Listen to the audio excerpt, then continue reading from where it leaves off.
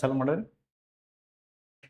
Hi friends, HSTR ಮತ್ತು GPSTR ಗೆ ಸಂಬಂಧಿಸಿರ್ತಕ್ಕಂಥ ಸಿಲೆಬಸ್ಗಳನ್ನ ನೋಡ್ಕೊಂಡು ಬರೋಣ. ಅದರಲ್ಲಿ ಇವತ್ತು ಫಿಸಿಕ್ಸ್ಗೆ ಸಂಬಂಧಿಸಿರ್ತಕ್ಕಂಥ ಸಿಲೆಬಸ್ ಅನ್ನ ನೋಡೋಣ. ಫಿಸಿಕ್ಸ್ ಕಾನ್ಸೆಪ್ಟ್ ಬಂದಾಗ ಅಂದ್ರೆ ವಿಜ್ಞಾನ ಶಿಕ್ಷಕರಲ್ಲಿ ಭೌತ ವಿಜ್ಞಾನ ಶಿಕ್ಷಕರು ಇದಕ್ಕೆ ಏನೇನ್ ಸಿಲೆಬಸ್ ಇದೆ ಅನ್ನೋದನ್ನ ನಾವು ಇವತ್ತು ಡಿಸ್ಕಷನ್ ನೋಡ್ಕೊತ ಹೋಗೋಣಂತೆ. ಸಿಂಪಲ್ ಟಾಪಿಕ್ಸ್ ಇವೆ, ಈಸಿ ಇವೆ, ಬಹಳ ಈಸಿಯಾಗಿ ಹೇಳ್ತೀನಿ. ಆದ್ರೆ ಇವತ್ತೇನ್ ಮಾಡೋಣ, ಬರೀ ಸಿಲೆಬಸ್ ಏನಿದೆ ಅಂದ್ರೆ ಇಂಟ್ರೊಡ್ಯೂಸ್ ನೋಡ್ಕೊತ ಹೋಗೋಣ. ಈ ಕ್ಲಾಸ್ ಅಲ್ಲಿ ಇಂಟ್ರೊಡ್ಯೂಸ್ ಕ್ಲಾಸ್ ಏನಿದೆ ಸಿಲೆಬಸ್ ಅಂತ. ಸೊ ಫಸ್ಟ್ ಒಂದು ಕಾನ್ಸೆಪ್ಟ್ ಇದೆ ಭೌತ ವಿಜ್ಞಾನದಲ್ಲಿ, ಅಳತೆ ಮತ್ತು ಮಾನಗಳು ಅಂತ ಬರ್ತವೆ. ಯಾವ ಬರ್ತವೆ? ಅಳತೆ ಮತ್ತು ಮಾನಗಳು. ಅದ್ರಾಗ ಮೂಲ ಮಾನಗಳಾದ SI ಮಾನಗಳು ಬರ್ತವ ಅಂತ ನೋಡ್ತೀವಿ ಸರ್. ಮೂಲ ಮಾನಗಳಾದ SI ಮಾನಗಳು. ಈ SI ಮಾನಗಳ ಬಗ್ಗೆ ಬಂದಾಗ ಅದರಲ್ಲಿ ಸಿಂಪಲ್ ಆಗಿ ನಾವು ನೋಡ್ಕೊತ ಬಂದಾಗ ಬಲ ಅಂತ ಬರುತ್ತೆ. ನಿಮ್ಗೆ ಗೊತ್ತಿದೆ ಬಲದ ಅಂತಾರಾಷ್ಟ್ರೀಯ ಏಕಮಾನ ಅಥವಾ SI ಮಾನ ಯಾವುದು ಅಂತ? ನ್ಯೂಟನ್ ಅಂತ ಹೇಳ್ತೀವಿ. ಒತ್ತಡ ಪ್ಯಾಸ್ಕಲ್ ಅಂತ ಹೇಳ್ತೀವಿ. ಸೊ ಶಕ್ತಿಯನ್ನ ವರ್ಡ್ ಎಲ್ಲೇ ಬರ್ಲಿ, ವಿದ್ಯುತ್ ಶಕ್ತಿ ಯಾವುದೇ ಶಕ್ತಿ ಬಂತಂದ್ರ ಜೌಲ್ದಾಗ ಅಳಿತೀವಿ ನಾವು. ಉಷ್ಣ ಶಕ್ತಿ ಬರ್ಲಿ, ಏನೇ ಬರ್ಲಿ, ಒಟ್ಟ ಎನರ್ಜಿ ಶಕ್ತಿ ಅಂತ ಬಂತಂದ್ರ ಅದನ್ನ ಅಳಿತೀವಿ. ಇನ್ನ ತಾಪ ಅಂತ ಬಂದ್ರೆ ಕೆಲ್ವಿನ್ದಾಗ ಅಳಿತೀವಿ. ಸೊ ಅದೇ ರೀತಿ ಸಾಮರ್ಥ್ಯ ಅಂತ ಬಂದ್ರೆ ವ್ಯಾಟ್ನಾಗ ಅಳಿತೀವಿ. ವಿದ್ಯುತ್ ರೋಧ ಅಂತ ಕಡಿದ್ರೆ ಓಮ್ ಮಾನದಲ್ಲಿ ಅಳಿತೀವಿ. ಹೀಗೆ ಸಾಕಷ್ಟು ಮಾನಗಳು ಬರ್ತವೆ. ಜೊತೆಗೆ ಎಕ್ಸಾಂಪಲ್ ಗಳನ್ನ ಕೊಟ್ಟು ನಾನೇನ್ ಮಾಡ್ತೀನಿ, SI ಮಾನಗಳನ್ನ ತಿಳಿಸುವಂತ ಆಲೋಚನೆಯನ್ನ ಮಾಡ್ತೀನಂತೆ. ಸಿಂಪಲ್ ಟಾಪಿಕ್ ಇದೆ, ಮತ್ತೇನಿಲ್ಲ. ವಿದ್ಯುತ್ ವಿಭವಾಂತರ ಅಂತ ಕೇಳ್ತಾನೆ. ಸೊ ವೋಲ್ಟ್ ಅಂತ ಕರಿತೀವಿ. ಸೊ ಸೂರ್ಯ ಮತ್ತು ಗ್ರಹಗಳ ನಡುವಿನ ದೂರದ ಅಳತೆ ಮಾಡಕ್ಕೆ ಅಂತ ಕೇಳ್ತಾನೆ. ಸಿಂಪಲ್ ಆಗಿ ನಿಮ್ಗೆ ಗೊತ್ತಿರ್ಬೇಕು. ಸೊ ಒಂದು ಅಸ್ಟ್ರಾನಾಮಿಕಲ್ ಯೂನಿಟ್ ಅಂತ ಒಂದು ವರ್ಡ್ ಅನ್ನ ಯೂಸ್ ಮಾಡ್ತೀವಿ ಇಲ್ಲಿ. ಗ್ರಹಗಳ ನಡುವಿಂದು ಅಥವಾ ನಮಗೂ ಸೂರ್ಯನಿಗೂ ಇರೋ ವ್ಯತ್ಯಾಸ, ದೂರವನ್ನ ನಾವು ಏನ್ ಮಾಡ್ತೀವಿ, ಅಸ್ಟ್ರಾನಾಮಿಕಲ್ ಯೂನಿಟ್ ದಾಗ ಅಳಿತೀವಿ ಅಂತ ನೋಡ್ತೀವಿ. ಇದಾದ್ಮೇಲೆ ಯಾವ್ದು ಬರುತ್ತೆ ಸರ್ ಅಂದ್ರೆ ಲೈಟ್ ಇಯರ್ ಅಂತ ಬರುತ್ತೆ. ಜ್ಯೋತಿರ್ವರ್ಷ. ಒಂದು ಸೆಕೆಂಡಿಗೆ 2,99,798.458 ಕಿಲೋಮೀಟರ್ ಪರ್ ಸೆಕೆಂಡ್ ಅಥವಾ 3,00,000 ಕಿಲೋಮೀಟರ್ ಪರ್ ಸೆಕೆಂಡ್ಗೆ ಹೋಗುವ ಬೆಳಕು ಒಂದು ವರ್ಷದವರೆಗೆ ನಿರಂತರವಾಗಿ ಚಲಿಸಿದಾಗ, 365 ದಿನಗಳು ಚಲಿಸಿದಾಗ ಬರುವ ದೂರವನ್ನ ನಾವೇನ್ ಕರಿತೀವಿ, ಒಂದು ಜ್ಯೋತಿರ್ವರ್ಷ ಅಂತ ಕರಿತೀವಿ, ಲೈಟ್ ಇಯರ್ ಅಂತ ಕರಿತೀವಿ.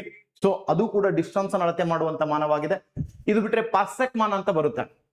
ಹೌದಾ? ಅವುಗಳು ನಿಮ್ ಟಾಪಿಕ್ ದಲ್ಲಿ ಏನೇನಿವೆ, ನಿಮ್ ಪುಸ್ತಕದಲ್ಲಿ ಏನಿವೆ, ಸೊ ಅವೆಲ್ಲವನ್ನ ಜೊತೆಗೆ ಬಿಯಾಂಡ್ ದಟ್ ಕೂಡ ನಾವೇನ್ ಮಾಡೋಣ, ಇದ್ರಲ್ಲಿ ನೋಡ್ಕೊತ ಬರೋಣ.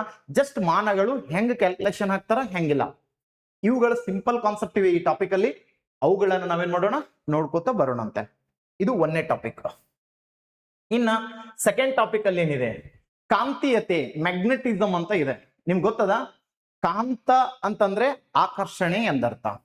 ಕಾಂತವು ಕಾಂತೀಯ ವಸ್ತುಗಳನ್ನ ಆಕರ್ಷಿಸುತ್ತದೆ. Simple concept. ಕಾಂತದ ಬಗ್ಗೆ ಕಲ್ಪನೆ ಕೊಟ್ಟ ವ್ಯಕ್ತಿ ಯಾರು ಅಂತ ಕೇಳಿದ್ರೆ ನಿಮ್ಗೆ ಆಲ್ರೆಡಿ ಗೊತ್ತಿದೆ. ಕಾಂತದ ಬಗ್ಗೆ ಅಂದ್ರ ಮ್ಯಾಗ್ನೇಷಿಯಾ ದೇಶದ ಮ್ಯಾಗ್ನಸ್ ಅನ್ನುವಂತ ಕುರಿಕಾಯುವನು ಕಾಂತವನ್ನ ಕಂಡಿಡಿದ ಅಂತ ನೋಡ್ತೀವಿ. ರಷ್ಯಾ ದೇಶದಲ್ಲಿ ಮೈನರ್ ಅಂತ ಪ್ರಾಂತ್ಯ ಬರುತ್ತೆ. ಮ್ಯಾಗ್ನೇಷಿಯಾ ಹಳ್ಳಿಯ ಮ್ಯಾಗ್ನಸ್ ಎಂಬ ಕುರಿಕಾಯುವನು ಮ್ಯಾಗ್ನೆಟ್ ಅನ್ನ ಕಂಡಿಡಿದ ಅಂತ ನೋಡ್ತೀವಿ ಸರ್. Simple concept. ಕಾಂತದ ಲಕ್ಷಣಗಳೇನು, ಫೀಚರ್ಸ್ ಗಳ ಬಗ್ಗೆ ಕ್ವಶನ್ಸ್ ಬರ್ತವೆ. ಗುಣಲಕ್ಷಣಗಳು. ಅಯಸ್ಕಾಂತದ ಗುಣಲಕ್ಷಣಗಳು ಅಂತಂದ್ರ, ಸೊ ಸಜಾತಿಯ ಒಂದು ಕಾಂತವು 2 ಧ್ರುವಗಳಂತೆ ವರ್ತಿಸುತ್ತದೆ. ಒಂದು ಸೌತ್, ಒಂದು ನಾರ್ತ್, ಈ ತರ ಇರ್ತವೆ ಒಂದು ಕಾಂತ ಅಂದಾಗ. ಸೊ ಸಿಂಪಲ್ ಆಗಿ ಒಂದ್ ನಾರ್ತ್, ಒಂದ್ ಸೌತ್, ಈ ತರ 2 ಧ್ರುವಗಳಂತೆ ವರ್ತಿಸುತ್ತವೆ. ಸಿಂಪಲ್ ಕಾನ್ಸೆಪ್ಟ್ ನೋಡ್ಕೊತ ಬಂದಾಗ, ಈ ಕಾಂತವು ಸ್ವತಂತ್ರವಾಗಿ ತೂಗಿ ಬಿಟ್ಟಾಗ ಉತ್ತರ ದಕ್ಷಿಣವಾಗಿ ನಿಲ್ಲುತ್ತದೆ. ಯಾಕಂದ್ರೆ ಭೂಮಿಯು ಕಾಂತದಂತೆ ವರ್ತನೆ ಮಾಡುತ್ತದೆ. ಇನ್ನೊಂದು ಕಾಂತೀಯ ಲಕ್ಷಣಗಳಲ್ಲಿ ಬರ್ತವೆ. ಏನಂದ್ರ ಸಜಾತಿಯ ಧ್ರುವಗಳು ವಿಕರ್ಷಿಸುತ್ತವೆ, ವಿಜಾತಿಯ ಧ್ರುವಗಳು ಆಕರ್ಷಿಸುತ್ತವೆ. ನೀ ಸೌತ್ ಕಡೆ ಇನ್ನೊಂದು ಸೌತ್ ತಂದಿಟ್ರಿ ಅಂದ್ರ ದೂರ ತಳ್ತದ ಸರ್. ಸೌತ್ ಕಡೆ ನಾರ್ತ್ ತಂದ್ರೆ ಕುಡ್ಕುತ್ತದ. ಸೊ ಈ ರೀತಿಯ ಒಂದು ಕ್ಯಾರೆಕ್ಟರ್ ಕಾಂತಕ್ಕಿರ್ತದ ಅಂತ ನೋಡ್ತೀವಿ. ಕಾಂತವು ತನ್ನ ಸುತ್ತಲೂ ಕಾಂತೀಯ ಬಲರೇಖೆಗಳನ್ನ ಹೊಂದಿರುತ್ತದೆ. ಕಾಂತೀಯ ಬಲರೇಖೆಗಳನ್ನ ಕಟ್ ಮಾಡಿ ನಾವೇನ್ ಮಾಡ್ತೀವಿ, ವಿದ್ಯುತ್ ಅನ್ನ ಪಡ್ಕೋತಾ ಇದೀವಿ. ಇವತ್ತು ಡೈನಮೋ ಗಳನ್ನ ಬಳಸ್ಕೊಂಡು ವಿದ್ಯುತ್ ಅನ್ನ ತೆಗಿತೀವಿ ಅಂತ ಹೇಳ್ತೀವಿ ನೋಡ್ರಿ. ಸೊ ಕಾಂತದಿಂದನೇ ವಿದ್ಯುತ್ ಅನ್ನ ನಾವು ತಯಾರು ಮಾಡ್ತಾ ಇದೀವಿ. ಕಾಂತ ಶಬ್ದೋತ್ಪತ್ತಿ. ಈ ನೋಡ್ರಿ, ನಾ ಸ್ಪೀಕರ್ ಮಾತಾಡ್ತಾ ಇದೀನಿ, ಮೈಕ್ ಹಾಕೊಂಡು ಮಾತಾಡ್ತಾ ಇದೀನಿ. ಮೈಕ್ ಅಲ್ಲೂ ನಿಮ್ ಕ್ಯಾಮ್ರಾಗಳಲ್ಲೂ ಪ್ರತಿಯೊಂದು ಕಡೆನೂ ಕಾಂತ ಇದೆ. ಸೊ ಅದ್ರ ಕ್ಯಾರೆಕ್ಟರ್ಸ್ ಬರುತ್ತಂತೆ ಬಳಸ್ಕೋತೀವಿ. ಅಂದ್ರೆ ಅದು ಶಬ್ದೋತ್ಪತ್ತಿ ಅಥವಾ ಶಬ್ದವನ್ನ ಏನ್ ಮಾಡಕ್ಕೆ, ಮಾರ್ಪಾಡು ಮಾಡಕ್ಕೆ ನಾವು ಕಾಂತವನ್ನ ಬಳಕೆ ಮಾಡ್ತೀವಿ. ಅದು ಕ್ಯಾರೆಕ್ಟರ್ ಅಲ್ಲಿ ಬರ್ತದೆ. ಈ ಕಾಂತೀಯ ಲಕ್ಷಣಗಳನ್ನ ನೋಡ್ಕೊತ ಹೋಗುವಾಗ ಇನ್ ಡೀಟೇಲ್ ಆಗಿ ಕಾಂತೀಯ ಲಕ್ಷಣ ಏನಿದೆ, ಕಾಂತೀಯ ಬಲರೇಖೆಗಳ ಲಕ್ಷಣ ಏನಿವೆ, ಮತ್ತೆ ಕಾಂತವನ್ನ ನಡುವೆ ಕತ್ತರಿಸಿದಾಗ ಕೇತನ ಮತ್ತೆ ಎರಡು ಕಾಂತಗಳಂತೆ ವರ್ತನೆ ಮಾಡ್ತದದು. ಈ ಕಡೆ ಸೌತ್ ಆಗ್ತದ, ಈ ಕಡೆ ನಾರ್ತ್ ಆಗ್ತದ. ಅದರ ಸಾಮರ್ಥ್ಯತನ ಹೆಚ್ಚು ಕಡಿಮೆ ಆಗೋದಿಲ್ಲ. ಒಂದು ಕಾಂತವನ್ನ ಮಧ್ಯದಲ್ಲಿ ವಿಭಾಗಿಸಿದಾಗ ಅಥವಾ ಕತ್ತರಿಸಿದಾಗತ್ಯತನ ಕಾಂತ ಸಾಮರ್ಥ್ಯವು ಹೆಚ್ಚು ಕಡಿಮೆ ಆಗುವುದಿಲ್ಲ. ಕಾಂತೀಯ ಆಕರ್ಷಣಾ ಸಾಮರ್ಥ್ಯ ಧ್ರುವಗಳಲ್ಲಿ ಹೆಚ್ಚಾಗಿದ್ದು ಮಧ್ಯಭಾಗದಲ್ಲಿ ಕಡಿಮೆ ಇರುತ್ತದೆ. ನೀ ನಡು ಕಟ್ ಮಾಡಿದೆ ಅಂದ್ರೂ ಕೂಡ ಮತ್ತು ಧ್ರುವಗಳಲ್ಲಿ ಹೆಚ್ಚಾಗ್ತದೆ, ಮಧ್ಯಭಾಗ ಕಡಿಮೆ ಆಗ್ತದ. ಇದು ಕಾಂತೀಯ ಲಕ್ಷಣಗಳು ಅಂದಾಗ. ಇಂಥ ಸಾಕಷ್ಟು ಲಕ್ಷಣಗಳು ಏನ್ ಬರ್ತಾವಲ್ಲ, ಸೊ ನಾವು ಈ ಕಾಂತೀಯ ಗುಣಲಕ್ಷಣಗಳು ಅಂದಾಗ ನೋಡ್ಕೊತ ಬರೋಣ ಅಂತ. ಅದಾದ್ಮೇಲೆ ಕಾಂತೀಯ ಬಲರೇಖೆಗಳು. ನಾ ಹೇಳಿದ್ನಲ್ಲ, ಈ ಬಲರೇಖೆಗಳೇನಂದ್ರ ಸಮಾಂತರದಲ್ಲಿರುತ್ತವೆ, ಒಂದಕ್ಕೊಂದು ಛೇದಿಸುವುದಿಲ್ಲ. ಈ ಕಾಂತೀಯ ಬಲರೇಖೆಗಳು ಕಾಂತಕ್ಷೇತ್ರದ ವ್ಯಾಪ್ತಿಯನ್ನ ತಿಳಿಸುತ್ತವೆ. ಕಾಂತೀಯ ಬಲರೇಖೆಗಳ ಸಂಖ್ಯೆ ಹೆಚ್ಚಾದಷ್ಟು ಕಾಂತ ಸಾಮರ್ಥ್ಯವು ಹೆಚ್ಚಾಗಿರುತ್ತದೆ. ಕಾಂತೀಯ ಬಲರೇಖೆಗಳನ್ನ ಕತ್ತರಿಸಿದಾಗ ವಿದ್ಯುತ್ ದೊರಕುತ್ತದೆ. ಈ ಎಲ್ಲ ಕಾನ್ಸೆಪ್ಟ್ಗಳನ್ನ ಏನ್ ಮಾಡೋಣ, ಈ ಕಾಂತೀಯ ಬಲರೇಖೆಗಳು ಅಂತ ತಿಳ್ಕೊಳ್ಳೋಣ. ಅಲ್ಲೇ ಏನ್ ಬರ್ತದೆ, ಸೊಲೆನಾಯ್ಡ್ ವಿದ್ಯುತ್ ವಾಹಕಗಳ ಮೇಲೆ ಬಲ, ಕಾಂತೀಯ ವಸ್ತುಗಳ ಬಗ್ಗೆ ಬರುತ್ತೆ. ಸೊ ಇವೆಲ್ಲ ಕಾನ್ಸೆಪ್ಟ್ ಅನ್ನು ನಾವೇನ್ ಮಾಡೋಣ, ಇನ್ ಡೀಟೇಲ್ ಆಗಿ ಈ ಟಾಪಿಕ್ ಅಲ್ಲಿ ನಾವು ತಿಳ್ಕೊತಾ ಹೋಗೋಣಂತೆ. ಇದು ಸೆಕೆಂಡ್ ಟಾಪಿಕ್. ಇನ್ನ ಥರ್ಡ್ ಕಾನ್ಸೆಪ್ಟ್ ಬರುತ್ತೆ, ಮೂರನೇದು ವಿದ್ಯುತ್ ಶಕ್ತಿ ಅಂತ ಬರುತ್ತೆ. ವಿದ್ಯುತ್ ಶಕ್ತಿ ಅಂತಂದಾಗ ಸಿಂಪಲ್ ಆಗಿ ಗೊತ್ತಿರಬೇಕು, ವಿದ್ಯುತ್ ಉಪಕರಣಗಳು ಕೆಲಸ ಮಾಡಲು ಬೇಕಾಗುವಂತಹ ಶಕ್ತಿಯನ್ನೇ ನಾವು ವಿದ್ಯುತ್ ಶಕ್ತಿ ಅಂತ ಕರಿತೀವಿ. ಈಗ ಒಂದು ಫ್ಯಾನ್ ತಿರುಗ್ತಾ ಇದೆ, ಆ ಫ್ಯಾನ್ ತಿರುಗಬೇಕಾದ್ರೆ ಎನರ್ಜಿ ಬೇಕು, ಆ ಎನರ್ಜಿಯನ್ನೇ ವಿದ್ಯುತ್ ಶಕ್ತಿ ಅಂತ ಕರಿತೀವಿ. ಇದು ಬೋರ್ಡ್ ಆನ್ ಆಗಿದೆ, ಆನ್ ಆಗ್ಬೇಕಾದ್ರೆ ಇದಕ್ಕೊಂದು ಎನರ್ಜಿ ಬೇಕು, ಇದಕ್ಕೆ ನೀಡಿದ ಎನರ್ಜಿಯನ್ನೇ ವಿದ್ಯುತ್ ಶಕ್ತಿ ಅಂತ ಕರಿತೀವಿ. ವಿದ್ಯುತ್ ಉಪಕರಣಗಳು ಕೆಲಸ ಮಾಡಲು ಬೇಕಾಗುವ ಸಾಮರ್ಥ್ಯವನ್ನ ವಿದ್ಯುತ್ ಶಕ್ತಿ ಅಂತ ಕರಿತೀವಿ. ನಾವು ಮಾಡಲು ಬೇಕಾಗುವ ಸಾಮರ್ಥ್ಯಕ್ಕೆ ನಮ್ ಶಕ್ತಿ ಅಂತ ಕರಿತೀವಿ ಅಷ್ಟೇ. ಇಲ್ಲಿ ವಿದ್ಯುತ್ ಶಕ್ತಿ, ವಿದ್ಯುತ್ ಉಪಕರಣಗಳು ಕೆಲಸ ಮಾಡಲು ಬೇಕಾಗುವ ಸಾಮರ್ಥ್ಯಕ್ಕೆ ನಾವು ವಿದ್ಯುತ್ ಶಕ್ತಿ ಅಂತ ಕರಿತೀವಿ. ಇದಾದ್ಮೇಲೆ ಮತ್ತೇನ್ ಬರ್ತದೆ ಸರ್, ಅದ ಶಕ್ತಿ ಎಲ್ಲೇ ಬರ್ಲಿ ಜೌಲ್ಮಾನ ಅಂತ ಹೇಳಿನಿ ಸರ್. ವಿದ್ಯುತ್ ಶಕ್ತಿ ಬರ್ಲಿ, ಯಾವುದೇ ಶಕ್ತಿಯನ್ನ ಹೊರಬತ್ತಂತ ತಿಳ್ಕೊರಿ, ಜೌಲ್ಮಾನ. ಇಷ್ಟು ತಿಳ್ಕೊಂಡ್ಬಿಟ್ರೆ ಸಾಕು ಸರ್. ಇದಾದ್ಮೇಲೆ ನೆಕ್ಸ್ಟ್ ವಿದ್ಯುತ್ ಪ್ರವಾಹ ಅಂತ ಬರುತ್ತೆ. ಸಿಂಪಲ್ ಆಗಿ ಒಂದು ಬಿಂದುವಿನ ಮೂಲಕ ನಿಗದಿತ ಸಮಯದಲ್ಲಿ ಹಾದು ಹೋಗುವ ವಿದ್ಯುತ್ ಆವೇಶಗಳ ಒಂದು ಪ್ರವಾಹವನ್ನೇ ನಾವು ಏನ್ ಕರಿತೀವಿ, ವಿದ್ಯುತ್ ಪ್ರವಾಹ ಅಂತ ಕರಿತೀವಿ. ವಿದ್ಯುತ್ ಆವೇಶಗಳು ಹೋಗ್ತಿರ್ತಾವ ನೋಡ್ರಿ, ಆ ವಿದ್ಯುತ್ ಆವೇಶಗಳು ಒಂದು ನಿರ್ದಿಷ್ಟವಾದ ಬಿಂದುವಿನ ಮೂಲಕ ಎಷ್ಟು ಹಾದು ಹೋದು ಅಂತಕ್ಕಂಥದ್ದನ್ನ ನಾವು ವಿದ್ಯುತ್ ಪ್ರವಾಹದಲ್ಲಿ ನೋಡ್ತೀವಿ. ನೀನ್ ಫಸ್ಟ್ನೇ ಟಾಪಿಕ್ ನಲ್ಲಿ ಹೇಳಿದೆ ನಾನು, ವಿದ್ಯುತ್ ಪ್ರವಾಹದ ಅಂತಾರಾಷ್ಟ್ರೀಯ ಏಕಮಾನ ಆಂಪಿಯರ್ ಅಂತ ಅಳಿತಾರ ಅಂತ ಹೇಳಿ. ಅಲ್ಲಿ ನೋಡೋಣ ಅಂತ. ಮತ್ತ ಅದು ಯಾವುದ್ರ ಮೇಲೆ ಡಿಪೆಂಡ್ ಆಗಿರುತ್ತೆ, ಅಪ್ಲೈಡ್ ನಿಮ್ಗೆ ಪ್ರಶ್ನೆಗಳು ಬಂದ್ರೆ ಬಳಸುವ ವಸ್ತುವಿನ ಮೇಲೆ ಡಿಪೆಂಡ್ ಆಗಿರುತ್ತೆ ಪ್ರವಾಹ ಅನ್ನೋದು. ನೀನು ಅಲ್ಯೂಮಿನಿಯಂ ಅನ್ನ ಬಳಸ್ತೀಯ ಅಂದ್ರೆ, ಸಾರಿ ಯಾವುದು ಬೆಳ್ಳಿಯನ್ನ ಬಳಸ್ತೀಯ ಅಂದ್ರೆ ವಿದ್ಯುತ್ ಪ್ರವಾಹ ಕಡಿಮೆ ಇರುತ್ತೆ, ರೋಧ ಕಡಿಮೆ ಇರುತ್ತೆ, ಪ್ರವಾಹ ಜಾಸ್ತಿ ಇರುತ್ತೆ. ಹಂಗಾಗಿ ಅತಿ ವೇಗದಲ್ಲಿ ವಿದ್ಯುತ್ ಪ್ರವಾಹವನ್ನ ಒಳಗೊಂಡ ಲೋಹ ಯಾವುದು ಅಂತ ಕೇಳಿದ್ರೆ ಬೆಳ್ಳಿ ಅಂತ ಹೇಳ್ತೀವಿ. ಆಮೇಲೆ ಕಾಪರ್ ಬರುತ್ತೆ, ಆಮೇಲೆ ಅಲ್ಯೂಮಿನಿಯಂ ಬರುತ್ತೆ. ಆದ್ರೆ ಅತಿ ಕಡಿಮೆ ಪ್ರವಾಹ ಹೆಚ್ಚಿನ ರೋಧವನ್ನ ಒಡ್ಡೋದು ಅಂತ ಕೇಳಿದ್ರೆ ಟಂಗ್ಸ್ಟನ್ ತಂತಿ ಬರುತ್ತೆ, ನೈಕ್ರೋಮ್ ತಂತಿ ಬರುತ್ತೆ. ಸೊ ಇವುಗಳಲ್ಲಿ ಪ್ರವಾಹ ಕಡಿಮೆ, ರೋಧ ಹೆಚ್ಚಿರುತ್ತೆ, ತಡೆ ಹೆಚ್ಚಿರ್ತವೆ. ಇವೆರಡು ಅಪೋಸಿಟ್ ಬರ್ತವೆ. ಬಳಸುವ ವಸ್ತುವಿನ ಮೇಲೆ, ಬಳಸುವ ವಸ್ತುವಿನ ಗಾತ್ರದ ಮೇಲೆ, ಯಾವ ವಸ್ತು ದಪ್ಪ ಹೆಚ್ಚಿರ್ತದ ಪ್ರವಾಹ ಹೆಚ್ಚಿರುತ್ತೆ, ರೋಧ ಕಡಿಮೆ ಇರುತ್ತೆ. ಯಾವ ವಸ್ತು ನೋಡ್ರಿ ಉದ್ದ ಹೆಚ್ಚಿರುತ್ತೆ, ರೋಧ ಹೆಚ್ಚಿರುತ್ತೆ. ಈ ರೀತಿ ಡಿಫೆಂಡಿಂಗ್ ಪ್ರಶ್ನೆಗಳು ಬರ್ತವೆ, ಫ್ಯಾಕ್ಟರ್ಸ್ ಬರ್ತವೆ. ಸೊ ರೋಧ ಪ್ರವಾಹ ಎರಡು ಅಪೋಸಿಟ್ ವರ್ಡ್. ರೋಧವನ್ನ ಓಮ್ ಅಂದಾಗ ಹೇಳ್ತೀವಿ, ಪ್ರವಾಹವನ್ನ ಆಂಪಿಯರ್ದಾಗ ಹೇಳ್ತೀವಿ. ಪ್ರವಾಹ ಅಂದ್ರೆ ಹರ್ಕೊಂಡು ಹೋಗೋ ಸಂಖ್ಯೆ, ರೋಧ ಅಂದ್ರೆ ತಡೆಯುವ ಸಂಖ್ಯೆ. Simple concept. ಸೊ ಇದು ನೋಡ್ರಿ, ವಿದ್ಯುತ್ ರೋಧ, ವಿದ್ಯುತ್ ಪ್ರವಾಹ, ಓಮ್ ನಿಯಮ ಅಂದ್ರೆ ಓಮ್ ನಿಯಮ ಅಂತ ಬರುತ್ತೆ. ಯಾವ ರೀತಿ ಪ್ರವಾಹ ಉಂಟಾಗ್ತದೆ, ಅದನ್ನ ಯಾವ ರೀತಿ ಕ್ಯಾಲ್ಕುಲೇಷನ್ ಹಾಕ್ಬೇಕು ಅನ್ನೋದನ್ನ ಈ ನಿಯಮದಲ್ಲಿ ಹೇಳ್ತೀವಿ. ವಿದ್ಯುತ್ ರೋಧ ಅಂತ ನೋಡ್ತೀವಿ ಸರ್. ರೋಧ ನಾನು ಅವಾಗ ಹೇಳಿ, ನೀವೆರಡು ಅಪೋಸಿಟ್ ಅಂತ ಹೇಳಿ. ಇದಾದ್ಮೇಲೆ ವಾಹಕತೆ, ವಿದ್ಯುತ್ ಸಾಮರ್ಥ್ಯ ನಾವು ವ್ಯಾಟದಾಗ ಹೇಳ್ತೀವಿ. So 1 watt equal to 1 joule per second ಅಂತ ಕರಿತೀವಿ. 1 ಜೌಲ್ ಪರ್ ಸೆಕೆಂಡ್ ಸಾಮರ್ಥ್ಯಕ್ಕೆ ನಾವು ವ್ಯಾಟ್ನಾಗ ಹೇಳ್ತೀವಿ. 1 ಜೌಲ್ ಪ್ರತಿ ಸೆಕೆಂಡ್ಗೆ ಶಕ್ತಿ ಬಿಡುಗಡೆ ಆಗ್ತಿತ್ತು ಅಂದ್ರೆ ಅದನ್ನ 1 ವ್ಯಾಟ್ ಅಂತ ಕರಿತೀವಿ. 1 KW ಅಥವಾ ಕಿಲೋ ವ್ಯಾಟ್ ಅಂದ್ರೆ 1 ಯೂನಿಟ್ ಅಂತ ಕರಿತೀವಿ. ಏನ್ ಕರಿತೀವಿ? 1 KW ಅಂತಂದ್ರ, ಅಥವಾ ಐ ಥಿಂಕ್ 3 ಲಕ್ಷ ಜೌಲ್ ಅಷ್ಟು ಅಂದ್ರ 1 ವ್ಯಾಟ್ 1 ಯೂನಿಟ್ಗೆ ಸಮ ಆಗ್ತದ ಅಂತ ನೋಡ್ತೀವಿ ಸರ್. ಅದನ್ನ ಯೂನಿಟ್ಗಳಲ್ಲಿ ಲೆಕ್ಕಾಚಾರ ಹಾಕ್ತಾರೆ ಕೆಪಿಟಿಸಿಎಲ್ದವರು. ಯಾವ ರೀತಿ ಲೆಕ್ಕಾಚಾರ ಹಾಕ್ತಾರೆ, ಸೊ ಅದನ್ನ ನಾವು ನೋಡೋಣ ಅಂತ. ಒಂದು ವಿದ್ಯುತ್ ಅಂದ್ರೆ ವಿದ್ಯುತ್ ಪ್ರವಾಹವು 1 ಸೆಕೆಂಡ್ಗೆ 1 ಜೌಲ್ ಅಷ್ಟು ಹರಿತು ಅಂದ್ರೆ ಅದಕ್ಕೆ 1 ವ್ಯಾಟ್ ಅಂತ ಕರಿತೀವಿ. 1000 ಜೌಲ್ ಅಷ್ಟು ಹರಿತಂದ್ರ 1 ಕಿಲೋ ವ್ಯಾಟ್ ಅಂತ ಕರಿತೀವಿ. ಅದೇ ಇಂಟು 60 ಮಾಡಿದ್ರಿ ಅಂದ್ರೆ 6 ಲಕ್ಷ ಬರುತ್ತೆ ಸರ್. ಅದ ಇಂಟು 60 ಮಾಡಿದ್ರಿ ಅಂದ್ರೆ 60ರಲ್ಲಿ ಅದು ಗುಣಾಕಾರ ಮಲ್ಟಿಫೈ ಮಾಡಿದ್ರಿ ಅಂದ್ರೆ ಸೊ ಅಷ್ಟು ವೇಗದಾಗ ಹರಿತಿತ್ತು ಅಂದ್ರೆ ಒಂದು ತಾಸಿನಾಗ ಅಷ್ಟು ಹರಿತು ಅಂತಂದ್ರ ಒಂದು ತಾಸು ಹರಿಬೇಕದ 60 ಇಂಟು 60 ಬರ್ತದೆ 36 ಬರ್ತದೆ. ಅಷ್ಟು ಹರಿತು ಅಂತಂದ್ರೆ ಅದನ್ನ ನಾವೇನ್ ಕರಿತೀವಿ 1 ಕಿಲೋ ವ್ಯಾಟ್ ಅವರ್ ಅಂತ ಕರಿತೀವಿ. 1 kilo watt hour equal to 1 unit ಅಂತ ಬರುತ್ತೆ. ಅದನ್ನ ಲೆಕ್ಕ ಮಾಡಿ ಹೇಳ್ತೀನಂತೆ. ಅದನ್ನ ಲೆಕ್ಕ ಮಾಡಿ ಹೇಳ್ತೀನಿ. ಸೊ 1 ಜೌಲ್ ಪರ್ 1 ಸೆಕೆಂಡ್ ಅಂತಂದ್ರೆ 1 ಸೆಕೆಂಡಿಗೆ ಹೋದ ಬೆಳಕು, ಸೊ ಹೋದ ಪ್ರವಾಹ, ಮತ್ತೆ 1 ತಾಸಿಗೆ ಎಷ್ಟು ಹೋಗ್ತದೆ, 1 ಸೆಕೆಂಡಿಗೆ ಎಷ್ಟು ಬರ್ತದೆ, 1 ಸೆಕೆಂಡಿಗೆ 1 ತಾಸು ನಿರಂತರವಾಗಿ ಹರಿತು ಅಂದ್ರೆ ಅದಕ್ಕೆ ವ್ಯಾಟ್ ಅವರ್ ಅಂತ ಕರಿತೀವಿ sir. Simple concept. 1 kilo watt hour equal to ಎದಕ್ ಸಮಾನ ಆಗ್ತದ ಅಂತ ಕೇಳ್ತಾನೆ. 1 kilo watt hour is equal to ಎದಕ್ ಸಮ ಆಗ್ತದ ಅಂತ ಕೇಳಿದ್ರೆ ಸಿಂಪಲ್ ಆಗಿ 1 ಯೂನಿಟ್ಗೆ ಸಮ ಆಗ್ತದ. ನಮ್ KPTCL ದವ್ರು ಬಿಲ್ ಕೊಡೋದು ಯೂನಿಟ್ ಗಳಲ್ಲಿ. ಕ್ಯಾಲ್ಕುಲೇಷನ್ ರೈಟ್ ಅಲ್ಲ? ಸೊ ಇಲ್ಲಿ ಜಾಗ ಐತೆ ಅಂತ ತೋರಿಸ್ಬಿಡ್ತಿದೆ sir. Yes, 1 joule per second 1 watt ಅನ್ನೆಲ್ಲ ಹಂಗ 1000 ಜೌಲ್ ಇಸ್ ಈಕ್ವಲ್ ಟು ಅಂತ ಕೇಳ್ತಾನೆ. 1000 joule is equal to 1 K watt ಅಂತ ಕರಿತೀವಿ. 1 ಕೆ ವ್ಯಾಟ್ 1 ಕಿಲೋ ವ್ಯಾಟ್ ಅಂತ ಕರಿತೀವಿ. 1000 ಜೌಲ್ ಪರ್ ಸೆಕೆಂಡ್ ಹೋಗ್ಬೇಕು ಬೆಳಕ ಅಂದ್ರ 1 ವ್ಯಾಟ್ ಅಂತ ಹೇಳ್ತೀವಿ. ಬಲ್ಬ್ಗಳ ವ್ಯಾಟ್ಗಳ ಲೆಕ್ಕಾಚಾರ ಕೇಳ್ತೀವಿಲ್ಲ ನಾವು, ಹಂಗಂದಂಗ ಸರ್ ಇದು 1 ವ್ಯಾಟ್ ಅನ್ನಂಗ. ಇದನ್ನ KW ಅಂತಂದ್ರ ಕಿಲೋ ವ್ಯಾಟ್ ಅವರ್ ಅಂತಂದ್ರ ಕಿಲೋ ವ್ಯಾಟ್ ಆಯ್ತಾ, ಕಿಲೋ ವ್ಯಾಟ್ ಅವರ್ ಅಂತ ಬರುತ್ತೆ. ಕಿಲೋ ವ್ಯಾಟ್ ಅವರ್ ಅಂತಂದ್ರ ಇದಕ್ಕೆ 1000 ಏನ್ ಮಾಡ್ಬೇಕು ಇಂಟು 60 ಅಂದ್ರೆ ನಿಮಿಷಕ್ಕೆ ಬತ್ತು. ಅವರ್ನ ಏನ್ ಮಾಡ್ಬೇಕು ಸೆಕೆಂಡ್ ತರಬೇಕಲ್ಲ, ಇಂಟು 60 ಮಾಡ್ಬೇಕು ಸರ್. ಇಲ್ಲಿ 6 ಇವೊಂದು 5 ಪೂಜಿ 36 ಲ್ಯಾಕ್ ಆಗ್ತದ. ಈ 36 ಲ್ಯಾಕ್ ಅಂದ್ರೆ 1 ಕಿಲೋ ವ್ಯಾಟ್ ಅವರ್ ಆಗುತ್ತೆ. ಆದ್ರೂ 1 ಯೂನಿಟ್ ಆಗತ್ತೆ. ಅದನ್ನ ಇಟ್ಕೊಂಡೆ ಯೂನಿಟ್ಗಳಲ್ಲಿ ನಮ್ಗೆ ಏನ್ ಮಾಡ್ತಾರ KPTCL ಅವರು ಬಿಲ್ ಕೊಟ್ಟು ಹೋಗ್ತಾರೆ, ಇಷ್ಟು ಕಟ್ರಿ 1 ಯೂನಿಟ್ ಕಿಟ್ ರೊಕ್ಕ ನೋಡು ಅಂತ ಹೇಳಿ. ಸೊ ಈ ರೀತಿ ಸಿಂಪಲ್ ಕಾನ್ಸೆಪ್ಟ್ ಇರ್ತದೆ. ಅದನ್ನ ಡೀಪ್ ಆಗಿ ನಿಮ್ಗೆ ತಿಳಿಸ್ಕೊಡುವಂತ ಪ್ರಯತ್ನವನ್ನ ಇಲ್ಲಿ ಮಾಡ್ತೀನಿ ಅಂತ.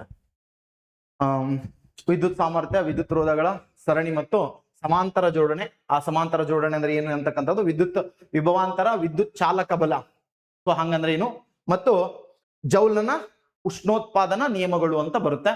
ಸೊ ಇವೆಲ್ಲ ಕಾನ್ಸೆಪ್ಟ್ ಅನ್ನ ಏನ್ ಮಾಡ್ತೀನಿ ಈ ಟಾಪಿಕ್ ಅಲ್ಲಿ ಇನ್ ಡಿಟೇಲ್ ಆಗಿ ನಿಮಗೆ ತಿಳಿಸ್ಕೊತ ಹೋಗ್ತೀನಿ. ಬಹಳ ಈಸಿ ಇವೆ, ಯಾವುದು ಇದರ ಒಂದು ಟಫ್ ಅನ್ನೋದಿಲ್ಲ. ಓಕೆ, ಒಂದು ಟಫ್ ಅನ್ನೋದಿಲ್ಲ. ಇಲ್ಲಿ ಏನಾರ ಲೆಕ್ಕ ಮಾಡೋದು ಇದೊಂದು ಸ್ವಲ್ಪ ಅನ್ನಲ್ಲ, ಹಿಂಗ್ ಅಂದ್ರೆ ಸ್ವಲ್ಪ ತ್ರಾಸ ಆಗ್ತದೆ ಇಲ್ಲಿ. ಯಾಕಂದ್ರೆ ಇವೆಲ್ಲಾನು ಏನ್ ಮಾಡ್ಬೇಕಾಗ್ತದ, ಅವ ಅಪ್ಲೈಡ್ ಅಲ್ಲಿ ಕೊಟ್ರೆ ನಾವು ಬಿಡಿಸ್ಬೇಕಾಗ್ತದ. ನಾಳೆ ಕೊಡ್ಬೋದು ನಿಮ್ ಕ್ವಶನ್ದಾಗ, ಸೊ ಬರೆಯೋದ್ರಾಗ ಡಿಸ್ಕ್ರಿಪ್ಟಿವ್ ಆಗಿ ಬರೆಯೋದಿರ್ತಲ್ಲ ಅಲ್ಲಿ ಕೊಡ್ಬೋದು HSTR ದವರಿಗೆ. ಅವಾಗ ನಾವು ಬರೀಲಕ್ಕೂ ರೆಡಿ ಇರಬೇಕು. ಒಂದು ಸಮಸ್ಯೆ ಕೊಟ್ಟ ನಂತರ ಅದನ್ನ ಬಿಡಿಸ್ಬೇಕು, ಈಸಿ ಇರುತ್ತೆ. ವಿತ್ ನಿಮ್ಗೆ ಆ ಸಮಸ್ಯೆಗಳನ್ನ ಬಿಡಿಸ್ಕೋತಾನೆ ಈ ಟಾಪಿಕ್ ನ ಮುಗಿಸ್ತೀನಂತೆ. ಓಕೆ, ಇದೊಂದು ಸ್ವಲ್ಪ ಟಾಪಿಕ್ ಈಸಿ ಅಷ್ಟದ ನೋಡ್ರಿ, ಅಷ್ಟ ಟಫ್ನು ಆಗ್ತದೆ ನಿಮಗೆ. ಯಾರಿಗೆ ಟಫ್ ಆಗ್ತಂದ್ರ ಒಟ್ಟ ಕೂಡ್ಸೋದು ಗುಣಿಸೋದು ಬರಲಿಲ್ಲ ಅಂದ್ರೆ ಟಫ್ ಆಗ್ತದ ಅಷ್ಟೇ. ಇನ್ನು ನೆಕ್ಸ್ಟ್ ಕಾನ್ಸೆಪ್ಟ್ ಚಲನಾಶಾಸ್ತ್ರ ಅಂತ ಬರುತ್ತದ, ಡೈನಾಮಿಕ್ಸ್ ಅಂತ ಕರಿತೀವಿ. ಸದಿಶ ಮತ್ತು ಅದಿಶ ಪರಿಮಾಣಗಳು ಸಿಂಪಲ್ ಆಗಿ ನೋಡ್ರಿ, ಸ್ಕೇಲರ್ ಅಂಡ್ ವೆಕ್ಟರ್ ಅಂತ ಬರ್ತವೆ.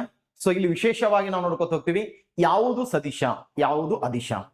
ಸದಿಶ ಯಾವುದು ಸರ್ ಅಂತಂದ್ರೆ ಯಾವುದು ನಿರ್ದಿಷ್ಟವಾದ ಡೈರೆಕ್ಷನ್ ಅನ್ನ ನಿರ್ದಿಷ್ಟವಾದ ಸಮಯವನ್ನ ಒಳಗೊಂಡಿರುತ್ತೋ ಅದನ್ನ ನಾವು ಈ ಒಂದು ಸದಿಶ ಪರಿಮಾಣ ಅಂತ ಕರಿತೀವಿ. ಅದಿಶ ಅಂತಂದ್ರ ತೂಕ, ರಾಶಿ, ವೇಗ ಇವೇನ್ ಬರ್ತಾವ ನೋಡ್ರಿ, ಇವೆಲ್ಲ ಸೊ ಸ್ಪೀಡ್ ಅಂತ ಕರಿತೀವಿ ನೋಡ್ರಿ. ಸ್ಪೀಡ್, ಜವ, ವೇಗ ಬರಲ್ಲ ಜವ, ಇವೆಲ್ಲ ಏನ್ ಬರ್ತಾವ ಅದಿಶ ಪರಿಣಾಮಗಳು. ಬಲ, ವಿದ್ಯುತ್ ಶಕ್ತಿ, ಸೊ ಈ ರೀತಿ ಏನ್ ಬರ್ತಾವ ನೋಡ್ರಿ, ಇವುಗಳನ್ನ ನಾವ್ ಏನ್ ಕರಿತೀವಿ ಅಂತ ಕೇಳಿದ್ರೆ ಸದಿಶ ಪರಿಮಾಣಗಳು. ಬಲ, ಬಲದ ಆವೇಗ, ಸೊ ಈ ರೀತಿ ಬರ್ತವೆ. ಇವುಗಳನ್ನ ನಾವು ವೇಗೋತ್ಕರ್ಷ, ಇವೆಲ್ಲ ಸದಿಶ ಪರಿಮಾಣಗಳು ಅಂತ ಕರಿತೀವಿ ಸರ್. ಸದಿಶ ಅದಿಶ ಒಂದ್ ಲಿಸ್ಟ್ ಮಾಡಿ ತೋರಿಸ್ತೀನಿ, ಮತ್ತೆ ಅವುಗಳನ್ನ ಯಾವ ರೀತಿ ಕ್ಯಾಲ್ಕುಲೇಷನ್ ಹಾಕ್ತಾರ ಅಂತ ಹೇಳ್ತೀನಿ. ಸೊ ಅವಾಗ ನಿಮ್ಗೆ ಈಸಿಯಾಗಿ ಇದು ತಿಳ್ಕೊತ ಹೋಗ್ತದ. ಸ್ಥಾನ ಪಲ್ಲಟ, ಇದು ಕೂಡ ಏನ್ ಬರ್ತಾವ ನೋಡ್ರಿ, ಇಲ್ಲಿರೋ ವಸ್ತು ಇಲ್ಲಿ ಸ್ಥಾನ ಪಲ್ಲಟಗೊಂಡು ಅಂದ್ರ ನಿರ್ದಿಷ್ಟವಾದ ಒಂದು ದಿಕ್ಕಿರ್ತದ, ನಿರ್ದಿಷ್ಟವಾದ ಒಂದು ಸಮಯ ಇರುತ್ತೆ ಸ್ಥಾನ ಪಲ್ಲಟಗೊಳ್ಳಕ್ಕೆ. ಹಾಗಾಗಿ ಈ ಸ್ಥಾನ ಪಲ್ಲಟ ಅನ್ನೋದು ಕೂಡ ಒಂದು ಸದಿಶ ಪರಿಮಾಣದಲ್ಲಿ ಬರ್ತದ ಅಂತ ನೋಡ್ತೀವಿ ಸರ್. ಸ್ಥಾನ ಪಲ್ಲಟ ಮೀನ್ಸ್ ಒಂದ್ ಕಡೆಯಿಂದ ನಿರ್ದಿಷ್ಟವಾದ ಪ್ಲೇಸಿಗೆ ಹೋಗೋದು, ಅದಕ್ಕೆ ನಿರ್ದಿಷ್ಟವಾದ ಸಮಯ ತಗೊಂಡಿರ್ತದೆ, ನಿರ್ದಿಷ್ಟವಾದ ಡೈರೆಕ್ಷನ್ ದಾಗ ಇರ್ತದ. ಸ್ಥಾನ ಪಲ್ಲಟ ಅನ್ನೋದು ಕೂಡ ಏನ್ ಬರ್ತದ ಅಲ್ಲಿ ಸದಿಶ ಪರಿಮಾಣದಲ್ಲಿ ಬರ್ತದ. ಸೊ ಕ್ರಮಿಸಿದ ದೂರ ವಿವರಗಳು, ಜಡತ್ವ, ಇನರ್ಸಿಯಾ ಅಂತ ಕರಿತೀವಿ. ನಿಮ್ಗೆ ಗೊತ್ತಿರ್ಲಿ ಚಲನಾ ನಿಯಮಗಳು ಬರ್ತಾವ ಸರ್ ಐಸಾಕ್ ನ್ಯೂಟನ್ ಅವರ ನಿಯಮಗಳಲ್ಲಿ. ಸೊ ಒಂದು ಜಡತ್ವ ಇನರ್ಸಿಯಾ ಅಂತ ಬರುತ್ತೆ. ಆ ಇನರ್ಸಿಯಾ ಏನ್ ಹೇಳ್ತಂದ್ರ ಒಂದು ಆಕ್ಚುಲಿ ಇದು ವಿಜ್ಞಾನಿಗಳಿಗೂ ಕೂಡ ಗೊಂದಲವನ್ನ ಉಂಟು ಮಾಡಿದ ನಿಯಮ ಅಂತ ಕರಿತೀವ್ರಿ. ಪಟ್ಟನೆ ಅವಕ್ಸನೆ ಪತ್ತಲ್ಲ ನಿಮ್ಗೆ ಹೇಳ್ತೀನಂತ, ಈ ಜಡತ್ವ ಬಂದಾಗ ಜಡತ್ವಕ್ಕೆ ಸಂಬಂಧಿಸಿದಂತೆ ಸರ್ ಐಸಾಕ್ ನ್ಯೂಟನ್ ಅವರು 3 ಚಲನಾ ನಿಯಮಗಳನ್ನು ಒಂದು ಪುಸ್ತಕದಲ್ಲಿ ಬರೀತಾರೆ ಸರ್ ಐಸಾಕ್ ನ್ಯೂಟನ್ ಅವರು, ಪ್ರಿನ್ಸಿಪಿಯಾ ಮ್ಯಾಥಮೆಟಿಕಾ ಅಂತಕ್ಕಂಥದ್ದು. ಆ ಪುಸ್ತಕದಲ್ಲಿ ಅವ್ರು ಏನ್ ಬರೀತಾರೆ ಅಂತ ಕೇಳಿದ್ರೆ, ಆ ಪುಸ್ತಕದಲ್ಲಿ 3 ನಿಯಮಗಳು ಬರೀತಾರೆ. ಅದ್ರಾಗ ಇನರ್ಷಿಯಾ ಫಸ್ಟ್ ನಿಯಮ ಸರ್, ಅದು ಅವ್ರದ್ದು ಜಡತ್ವ. ಅದಕ್ಕೆ ಎಕ್ಸಾಂಪಲ್ ಕೊಡ್ತಾರೆ, ವಿಜ್ಞಾನಿಗಳಿಗೂ ಗೊಂದಲ ಆಗ್ತದೆ ಸರ್, ನಿಮಗೂ ಹೇಳ್ತೀನಂತ. ಒಂದ್ ಟವೆಲ್ ತಂದು ಜಾಡಿಸ್ತಾರ, ಧೂಳ್ ಹೊರಗೆ ಬರೋಣ ಹೇಳ್ತಾರ. ಏನಂದ್ರೆ ಈ ಧೂಳ್ ಹೊರಗೆ ಯಾಕೆ ಬರ್ಲಕತ್ತಂದ್ರ ಇದ್ರಾಗ ಜಡತ್ವ ಅಂತ ಹೇಳ್ತಾರ. ಒಂದ್ ಬಕೆಟ್ ನೀರ್ ತಗೊಂಡ್ ಅರ್ಧ ತುಂಬಿಸಿ ಹಿಂಗ್ ತಿರುತ್ತಾರ, ತಿರುವಿದಾಗ ಆ ನೀರ್ ಚೆಲ್ಲಲಾಗ್ಯದ, ಮ್ಯಾಕ್ ಹೋದಾಗ ಹಿಂಗೆ ಓಪನ್ ಇರ್ತದೆ ಸರ್, ನೀರ್ ಚೆಲ್ಲಬೇಕಿತ್ತು, ಯಾಕೆ ಚೆಲ್ಲಲಾಗ್ಯದ ಅಂದ್ರ ಅದ್ರ ಜಡತ್ವ ಅಂತ ಹೇಳ್ತಾರ. ಬಸ್ ಬ್ರೇಕ್ ಹಾಕೋಣ ಮುಂದಕ್ಕೆ ಹೋಗಿ ಬೀಳ್ತೀವಿ, ಕಾರಣ ಮನುಷ್ಯನಲ್ಲಿ ಜಡತ್ವ ಇತ್ತು ಅಂತ ಹೇಳ್ತಾರ. ಹಿಂಗ ಇನರ್ಷಿಯಾಗೆ ಸಂಬಂಧಿಸಿದಂತ ಬಹಳ ಚಂದ ಎಕ್ಸಾಂಪಲ್ಸ್ ಅನ್ನ ಅವ್ರು ಕೊಟ್ಕೋತ ಹೋಗ್ತಾರ. ಬಟ್ ವಿಜ್ಞಾನಿಗಳಿಗೆ ಮುಂದೆ ಕೂತವ್ರಿಗೆ ತಿಳಿಯಲಾಗಿತ್ತು. ಸೊ ಏನೇನು ಎಕ್ಸಾಂಪಲ್ ಕೊಟ್ಟರು, ಇತರೆ ಎಕ್ಸಾಂಪಲ್ಸ್ ಏನಿವೆ. ಜಡತ್ವ ಅಂದಾಗ ಬಹಳ ಮಂದಿಗೆ ಇನ್ನೂ ತನ ಗೊಂದಲಕರವಾಗಿರ್ತಕ್ಕಂಥ ಕಾನ್ಸೆಪ್ಟ್ಗಳೇ ಅದಾವ ನೋಡ್ರಿ. ಟ್ರೈನ್ ಒಳಗ್ ಕೂತು ಬಾಲ್ ಮ್ಯಾಲ ಹಾರಸ್ರಿ, ಸೀದಾ ಒಳಗ್ ಕೈಯಾಗೆ ಬರ್ತದ. ಟ್ರೈನ್ ಒಳಗ್ ಕೂತು ಅದ ಟ್ರೈನ್ ಮ್ಯಾಲ ಕೂತ್ ಹಾರಸ್ರಿ, ನಿಮ್ ಕೈ ಸಿಗ್ತದೆ ನೋಡ್ರಿ, ಇಲ್ಲ. ಟ್ರೈನ್ ಒಳಗ್ ಕೂತು ಹಿಂಗ ಹಾರಿಸಿದಾಗ ಜಡತ್ವದಾಗ ಇರ್ತದ, ಒಳಗಡೆ ಇರ್ತದ ವಸ್ತು. ಒಳಗಡೆ ಇತ್ತಂದ್ರ ಆ ವ್ಯಕ್ತಿಯಲ್ಲಿ ಎಷ್ಟು ಜಡತ್ವ ಇರ್ತದ, ಆ ಬಾಲಲ್ಲೂ ಕೂಡ, ಆ ಚೆಂಡಲ್ಲೂ ಕೂಡ, ಆ ಆಪಲ್ ಗಿಪ್ಪಲ್ ಹಾರಿಸಿದ್ರೆ ಅದರಲ್ಲೂ ಕೂಡ ಅಷ್ಟ ಜಡತ್ವ ಇರ್ತದ. ನೀ ಟ್ರೈನ್ ಮ್ಯಾಲ್ ಕೂತ್ ಹಾರಿಸು, ಹಿಂದಿನ ಸೀಟ್ನೆ ಹಿಡಿಬೇಕು ಅದನ್ನ, ಅಥವಾ ಬೋಗಿ ಹಿಂದ್ ಹೋಗಿ ಬೀಳ್ತದ ನೀ ಹಾರಿಸಿದ ಚೆಂಡ. ಆದ್ರ ಅದ ಒಳಗ್ ಕೂತಾಗ ಹಿಂಗ ಹಾರಿಸು, ಹಿಂದಿನ ಹಿಡಿತಾನೆ ನೋಡ್ರಿ, ಇಲ್ಲ, ನಿಮ್ ಕೈಗೆ ಸಿಗುತ್ತೆ. ಇದೇ ಡಿಫ್ರೆನ್ಸಸ್ ಬಹಳ ಚಂದ ಹೇಳ್ತಾರ ಅವರು. ಯಾವ್ದು ಜಡತ್ವ ಕುರಿತು ಒಂದ್ ಇದ್ರ ಮೇಲೆ ಒಂದು ಏನ್ ಇಡ್ತಾರ, ಪೇಪರ್ ಇಟ್ಟು ಅದ್ರ ಮೇಲೆ ಒಂದು ಕಾಯಿನ್ ಇಟ್ಟು ಪೇಪರ್ನ ಒಮ್ಮೆ ಹಿಂಗ್ ಜಗಿದಾಗ ಏನಾಗ್ತದ, ಕಾಯಿನ್ ಅಲ್ಲೇ ಕುಂದಿರ್ತದೆ. ನೀವು ತೆಗ್ದಿರ್ತೀರಿ ನೋಡ್ರಿ, 8 ಪುಸ್ತಕ ಇರ್ತಾವ, ನಡುವಿನ ಪುಸ್ತಕ ಬೇಕಾಗಿರ್ತಾವ, ಪಟ್ಟನ ಹಿಂಗ್ ಜಕ್ಕೊಂಡ್ಬಿಡ್ತೀರಿ, ಆ ಪುಸ್ತಕ ಹೊಳ್ಳಿ ಅಲ್ಲೇ ಕೊಡ್ತಾವ. ಕಾರಣ ಮೇಲಿನ ಪುಸ್ತಕದಲ್ಲಿ ಏನಿತ್ತು, ಜಡತ್ವ ಇತ್ತು ಅಂತ ಹೇಳ್ತೀವಿ. ಇನರ್ಷಿಯಾ ಇದಕ್ಕೆ ಸಂಬಂಧಿಸಿದಂತೆ ಸಾಕಷ್ಟು ಹೆಚ್ಚುವರಿ ಜ್ಞಾನವನ್ನ ನಾನು ಏನ್ ಮಾಡ್ತೀನಿ, ನಿಮ್ಗೆ ಕೊಟ್ಕೋತ ಬರ್ತೀನಿ. ಓಕೆ, ಇನ್ನು ವೇಗ ಬರುತ್ತೆ, ವೇಗೋತ್ಕರ್ಷ ಬರುತ್ತೆ, ನ್ಯೂಟನ್ ಚಲನೆಯ ನಿಯಮಗಳು ಬರ್ತವೆ. ನ್ಯೂಟನ್ ಚಲನೆಯ ನಿಯಮಗಳಂದ್ರೆ ಒಂದನೇದು ಜಡತ್ವ ನಿಯಮ ಅಂತ ಬರುತ್ತೆ, ಎರಡನೇದು ಬಲ ಅಂತ ಬರುತ್ತೆ, ಮೂರನೇದು ಕ್ರಿಯೆಗೆ ಪ್ರತಿಕ್ರಿಯೆ ಅಂತ ಬರುತ್ತೆ. ಸೊ ಒಂದನೇದು ವಿಜ್ಞಾನಿಗಳಿಗೂ ಗೊಂದಲವನ್ನುಂಟು ಮಾಡಿದ ನಿಯಮವಾದರೆ, ಮೂರನೇದು ಅತಿ ಹೆಚ್ಚು ಬಳಕೆಯಲ್ಲಿರುವ ನಿಯಮವಾಗಿದೆ, ಕ್ರಿಯೆಗೆ ಪ್ರತಿಕ್ರಿಯೆ. ಒಂದ್ ಹೊಡೆದ್ರೆ 2 ಹೊಡಿಸ್ಬೋದು, ಹಂಗಲ್ಲ ಸರ್, ಒಂದ್ ಹೊಡೆದ್ರೆ ಒಂದ ಹೊಡಿಸ್ಬೋದು. ಅರ್ಥ ಆಯ್ತು ಅನ್ಕೊಂಡೇನಿ. ನಾವು ನಡಿಬೇಕಾದ್ರೂ ಕೂಡ ಈ ನಿಯಮ ಅಪ್ಲೈ ಆಗ್ತದ. ಅದೇ ಕ್ರಿಕೆಟ್ ಬ್ಯಾಟ್ಮನ್ ಸ್ಲೋ ಬಾಲ್ಗೆ ಏನ್ ಮಾಡ್ತಾನ, ಬೌಂಡ್ರಿ ಹೊಡೆಯೋದು ಕಷ್ಟ, ಅದೇ ಸ್ಪೀಡ್ ಬಾಲ್ ಬೌಂಡ್ರಿ ಈಸಿಯಾಗಿ ಹೊಡಿತಾನ. ಕಾರಣ ಅಂತ ಕೇಳಿದ್ರೆ ಕ್ರಿಯೆಗೆ ಪ್ರತಿಕ್ರಿಯಾ ನಿಯಮ. ಗೋಡೆಗೆ ಗುದ್ದಿದಾಗ ಕೈ ನೋವಾಗೋದು, ಕ್ರಿಯೆಗೆ ಪ್ರತಿಕ್ರಿಯೆ. ಕುರ್ಚಿಯ ಮೇಲೆ ಕುಂತು ಗೋಡೆಗೆ ಒದ್ದಾಗ ಕುರ್ಚಿ ಹಿಂದಕ್ಕೆ ಸರಿಯೋದು, ಸರದಿಲ್ಲ ಅಂದ್ರೆ ತಲೆ ಹೊಡೆಯೋದು, ಇದು ಕೂಡ ಜಡತ್ವ, ಕ್ಷಮಿಸಿ, ಕ್ರಿಯೆಗೆ ಪ್ರತಿಕ್ರಿಯಾ ನಿಯಮ. ನಾವು ಸ್ವಿಮ್ಮಿಂಗ್ ಪೂಲ್ ಸ್ವಿಮ್ ಮಾಡುವಾಗ ಅಥವಾ ದೋಣಿಗಳು ಸಾಗುವುದು, ಕ್ರಿಯೆಗೆ ಪ್ರತಿಕ್ರಿಯೆ. ನೀರನ್ನು ಹಿಂದಕ್ಕೆ ತಳ್ಳಿ ಮುಂದಕ್ಕೆ ಸಾಗುತ್ತವೆ, ಇವೆಲ್ಲ ಕ್ರಿಯೆಗೆ ಪ್ರತಿಕ್ರಿಯಾ ನಿಯಮ. ವಾಹನಗಳು ಚಲಿಸೋದು, ವಿಮಾನ ಹಾರಾಟ ಮಾಡೋದು, ಹಿಂದೆ ನೋಡ್ರಿ ಫೈರ್ ಆಗ್ತಿರ್ತದ ಅಂದ್ರೆ ಮುಂದೆ ಗಾಡಿ ಹೋಗ್ತದ. ಅದೇ ಸೈಲೆನ್ಸರ್ದಾಗ ಹತ್ತಿ ತುರುಕ್ರಿ, ಅರ್ಬಿ ತುರುಕ್ರಿ, ಹೋಗ್ತಾ ನೋಡು ಗಾಡಿ ಹೋಗಲ್ ಸರ್. ಯಾಕೆ ಹೋಗಲ್ಲ ಅಂದ್ರ, ಸೊ ಫೈರ್ ಆಯ್ತಂದ್ರ ಹಿಂದಕ್ಕೆ ಹೊಡಿತು ಅಂದ್ರೆ ಗಾಡಿ ಹವಾ ಮುಂದಕ್ಕೆ ಹೋಗ್ತದ ಸರ್. ನಿಷ್ಕಾಶ ಹೊಡೆತದಿಂದ ಹೊರಗೆ ಹೋಗ್ತದ ನೋಡಿ ಹೋಗಿ, ಅದ್ರ ಮೂಲಕ ಅದಕ್ಕೆ ಏನಾಗ್ತದ, ಮುಂದಕ್ಕೆ ಹೋಗಕ್ ಬಲ ಸಿಗ್ತದ, ನೂಕು ಬಲ ಸಿಗ್ತದ, ಅದು ಸಿಗಲ್ಲ ಅಂತ ನೋಡ್ತೀವಿ. ಸೊ ಇವೆಲ್ಲ ಥರ್ಡ್ ನಿಯಮದಲ್ಲಿ ಬರ್ತವೆ. ಬಂದೂಕಿನಿಂದ ಗೋಲಿ ಹಾರೋದು, ರಾಕೆಟ್ಗಳ ಉಡಾವಣೆ, ಸೊ ಇವೆಲ್ಲ ಕಾನ್ಸೆಪ್ಟ್ಗಳು ಬರ್ತವೆ. ಅಂಗೈಯಲ್ಲಿ ಹಿಡಿದಿರುವ ಪೆನ್ನು, ಸೊ ಇದು ಕೂಡ ಕ್ರಿಯೆಗೆ ಪ್ರತಿಕ್ರಿಯಾ ನಿಯಮ. ಮತ್ತು ಇನ್ನೊಂದು ನಿಯಮ ಬರುತ್ತೆ ಸರ್, ಹೇಳ್ತೀನಿ ಅಂತ ನಿಮ್ಗೆ. ಓಕೆ, ಸೊ ಇಲ್ಲಿ ವಿಶೇಷಗಳು ಏನಂತಂದ್ರೆ ಇಷ್ಟು ನಿಮ್ಗೆ ಗೊತ್ತಿರ್ಬೇಕು. ಬಲ, ಕೆಲಸ, ಘರ್ಷಣೆ, ಶಕ್ತಿ, ಇವು ಒಂದೊಂದು ಟಾಪಿಕ್ ಇದ್ದಂಗೆ ರೀ ನಿಮ್ಗ. ಬಲದ ಅಂತಾರಾಷ್ಟ್ರೀಯ ಏಕಮಾನ ಏನು, ಎಸ್ ನ್ಯೂಟನ್ ಅಂತ ಹೇಳಿದೆವು. ಬಲದ ಅಂತಾರಾಷ್ಟ್ರೀಯ ಏಕಮಾನ ನ್ಯೂಟನ್.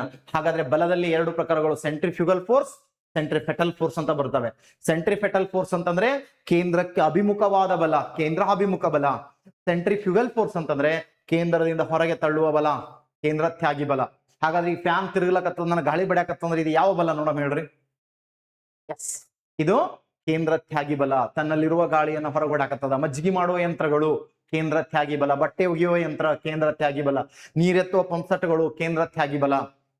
ಅದೇ ಕೇಂದ್ರಾಭಿಮುಖ ಬಲ ಅಂದ್ರ ವೃತ್ತಿಯ ಪಥದಲ್ಲಿ ಸೈಕಲ್ ಸವಾರನೊಬ್ಬನು ಸೈಕಲ್ ಅನ್ನು ಹೊಡೆಯೋದು, ಕೇಂದ್ರಾಭಿಮುಖ ಬಲ ಬರ್ತದ ಅಂತ ನೋಡ್ತೇವೆ ಸರ್.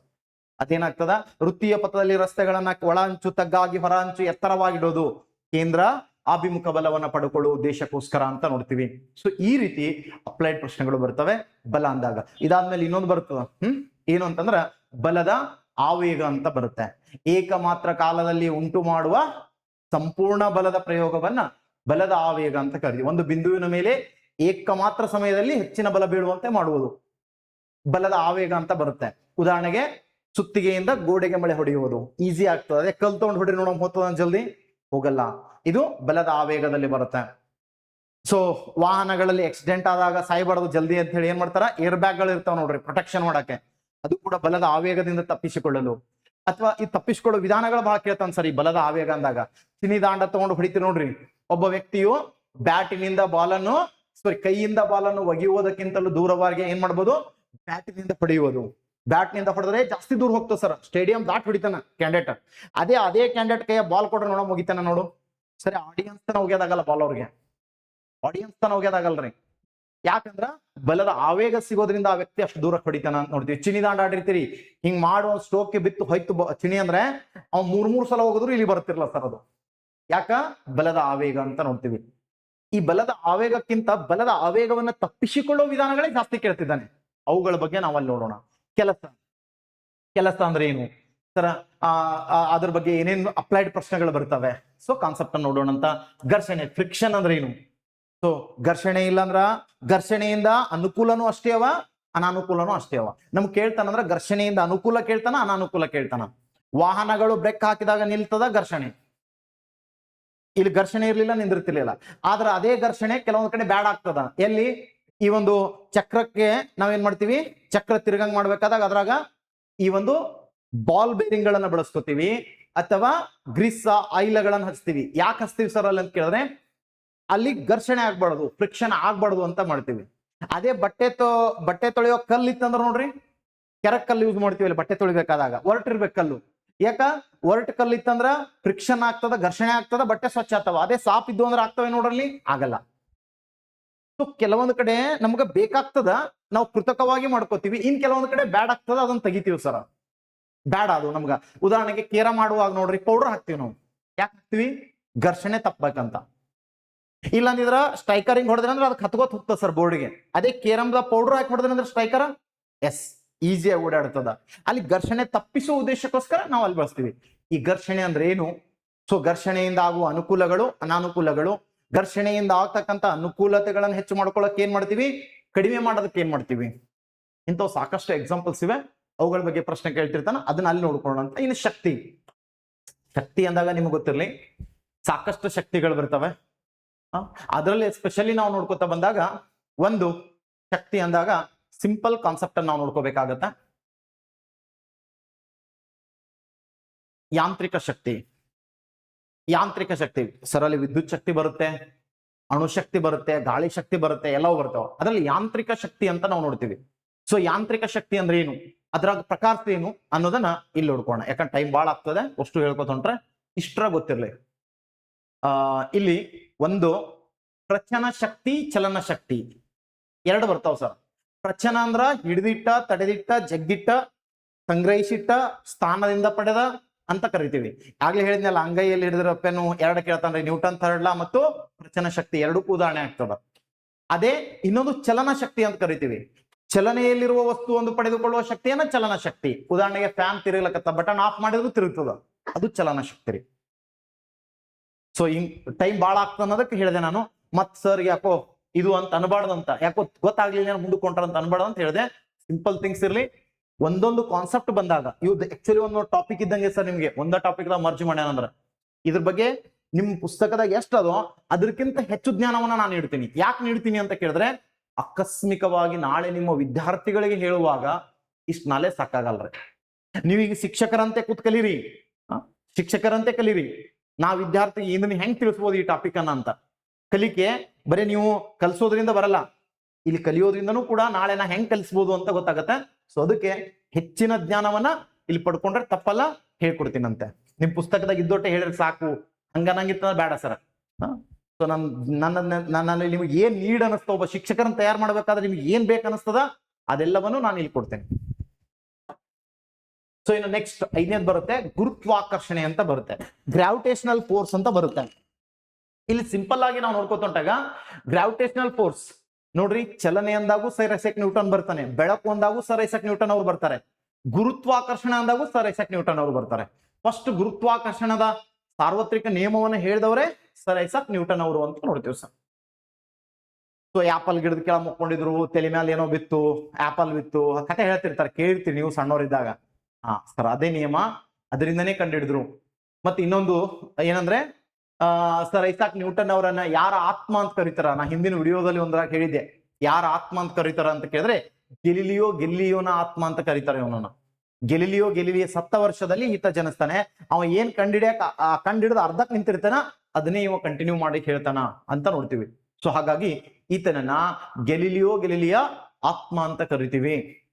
ಈತ ಗ್ರಾವಿಟೇಷನಲ್ ಫೋರ್ಸ್ ಅಂದ್ರೆ ಏನು ಅಂತ ಹೇಳ್ತಾನ, ಸಾರ್ವತ್ರಿಕ ನಿಯಮ ಹೇಳ್ತಾನ, ಪ್ರತಿಯೊಂದು ವಸ್ತುಗಳು ಇನ್ನೊಂದು ವಸ್ತುವನ್ನು ಆಕರ್ಷಣೆ ಮಾಡುತ್ತವೆ, ಆಕರ್ಷಣಾ ಸಾಮರ್ಥ್ಯ ಯಾವತ್ತೂ ಸೇಮ್ ಇರುತ್ತೆ ಅಂತ ಹೇಳ್ತಾನ. ಮತ್ತೆ ಅದು ಯಾವುದನ್ನ ಅವಲಂಬನೆ ಆಗಿರ್ತದ ಅನ್ನೋದನ್ನು ಕೂಡ ಡೆಫಿನಿಷನ್ ಮಾಡಿ ಹೇಳ್ತಾರ. ಮತ್ತೆ ಮೇಲಿಂದ ಒಗೆದ ಎರಡು ವಸ್ತುಗಳು ಹೆಚ್ಚು ಕಡಿಮೆ ಗಾತ್ರ ಇದ್ರೂ ಕೂಡ ಭೂಮಿ ಒಮ್ಮೆ ಬಂದ್ ಬೀಳ್ತಾವ. ಕಾರಣ ಅಂತ ಕೇಳಿದ್ರೆ ಭೂಮಿಯ ಗುರುತ್ವಬಲ ಎಲ್ಲಾ ವಸ್ತುವಿನ ಮೇಲೆ ಸಮನಾಗಿದೆ. ಈ ರೀತಿ ಕಾನ್ಸೆಪ್ಟ್ ಗಳನ್ನ ಹೇಳಿದಾಗ ಭೂಮಿ ಚಂದ್ರನನ್ನು ಆಕರ್ಷಣೆ ಮಾಡುವುದರಿಂದಾಗಿ ಅವೆರಡು ಸ್ವತಂತ್ರವಾಗಿ ನಿಂತಿವೆ.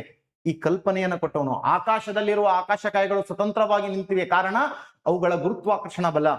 ಈ ನಿಯಮಗಳನ್ನ ಹೇಳಿದವರು ಯಾರು ಅಂತ ಕೇಳಿದ್ರೆ ಸರ್ ಐಸಾಕ್ ನ್ಯೂಟನ್ ಅವರು ಅಂತ ನೋಡ್ತೀವಿ ಸರ್.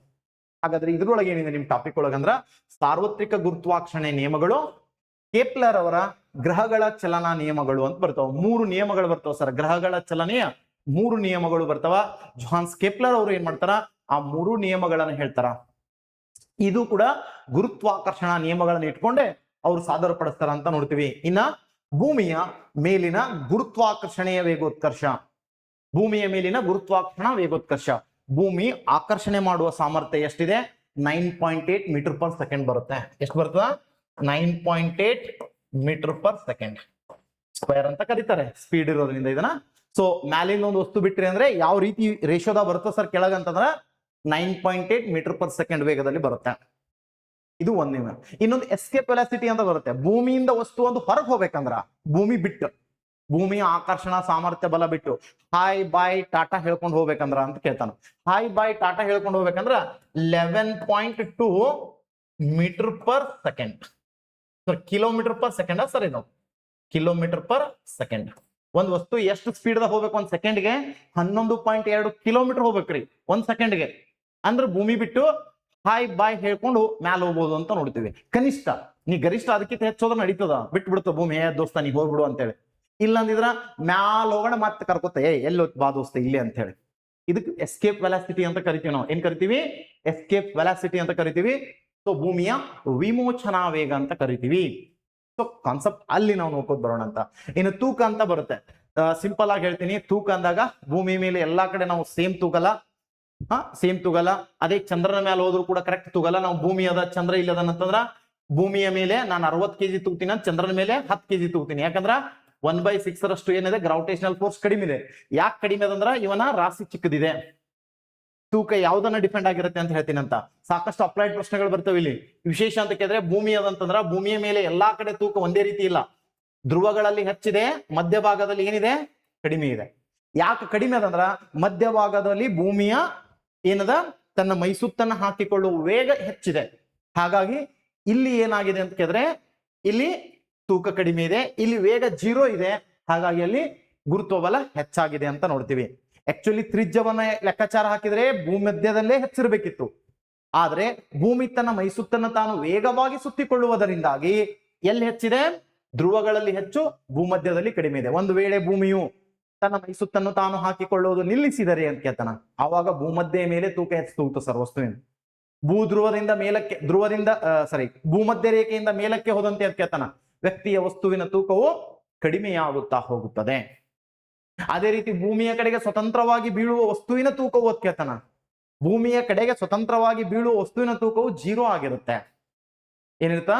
ಸೊ 0 ಇರ್ತದ ಅಂತ ನೋಡ್ತೀವಿ. ಯಾಕ, ಏನು, ಎಂತು ಅಂತ ಬಂದಾಗ ಲಿಫ್ಟ್ ನ ನಿಯಮಗಳು ಅಂತ ಹೇಳ್ತೀನಿ ತೂಕ ಹೇಳುವಾಗ.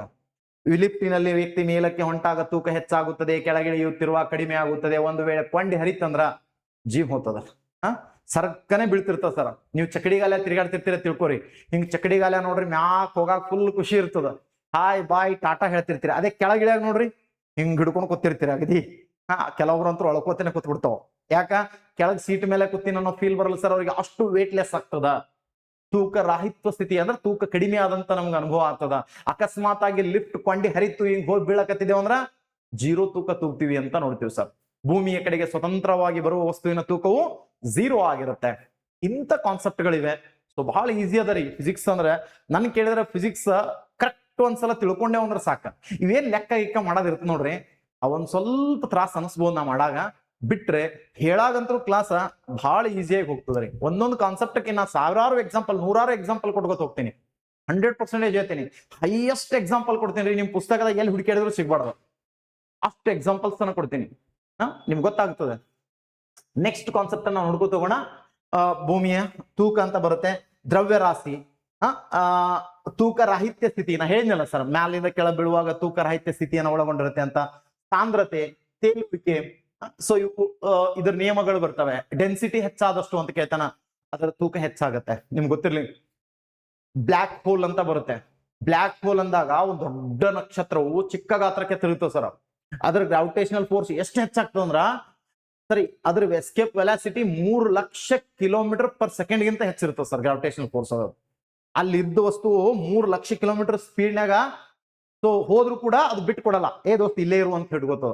ಅಷ್ಟು ಗ್ರಾವಿಟೇಷನಲ್ ಫೋರ್ಸ್ ಹೆಚ್ಚಾಗ್ತ. ಕಾರಣ ಅಂತ ಕೇಳಿದ್ರೆ ಅವಾಗ ಅದರ ತೂಕ ಹೆಚ್ಚಾಗಿರುತ್ತ. ಅಂದ್ರೆ ರಾಶಿ ಚಿಕ್ಕದಾಗಿದ್ದು ತೂಕ ಹೆಚ್ಚಾಗಿರುತ್ತೆ, ಅಂದ್ರೆ ಸಾಂದ್ರತೆ ಹೆಚ್ಚಿರುತ್ತೆ. ಸಾಂದ್ರತೆ ಕೂಡ ಡಿಪೆಂಡ್ ಆಗ್ತದೆ ಸರ್. ಯಾವುದರ ಸಾಂದ್ರತೆ ಹೆಚ್ಚುತ್ತಾ ಹೋಗುತ್ತದೆಯೋ ಅದರ ಗ್ರಾವಿಟೇಷನಲ್ ಫೋರ್ಸ್ ಕೂಡ ಹೆಚ್ಚಾಗತ್ತೆ. ನಮ್ಮ ಸೂರ್ಯಂದು ಕೇಳ್ತಾನ, ಆಕ್ಚುಲಿ ನಮ್ಮ ಸೂರ್ಯಂದ ಎಷ್ಟ ನೋಡ್ರಿ, ಇದಕ್ಕಿಂತ ಯಾವಾಗ ಇದು ಹೆಚ್ಚಿರುತ್ತೆ, ಗ್ರಾವಿಟೇಷನಲ್ ಫೋರ್ಸ್ ಹೆಚ್ಚಿರುತ್ತೆ ಅಂತಂದ್ರ ಶ್ವೇತ ಕುಬ್ಜಕ್ಕೆ ಬರ್ತಾನೆ ಸರ್. ಇವನ ಅಂತಿಮ ಹಂತ ಯಾವುದು ಅಂದ್ರೆ ಶ್ವೇತ ಕುಬ್ಜ. ಆ ಶ್ವೇತ ಕುಬ್ಜ ಹಂತಕ್ಕೆ ಬಂದಾಗ ನಮ್ಮ ಸೂರ್ಯನ ಗ್ರಾವಿಟೇಷನಲ್ ಫೋರ್ಸ್ ಏನಾಗ್ತದ, ಅತಿ ಹೆಚ್ಚಾಗತ್ತೆ.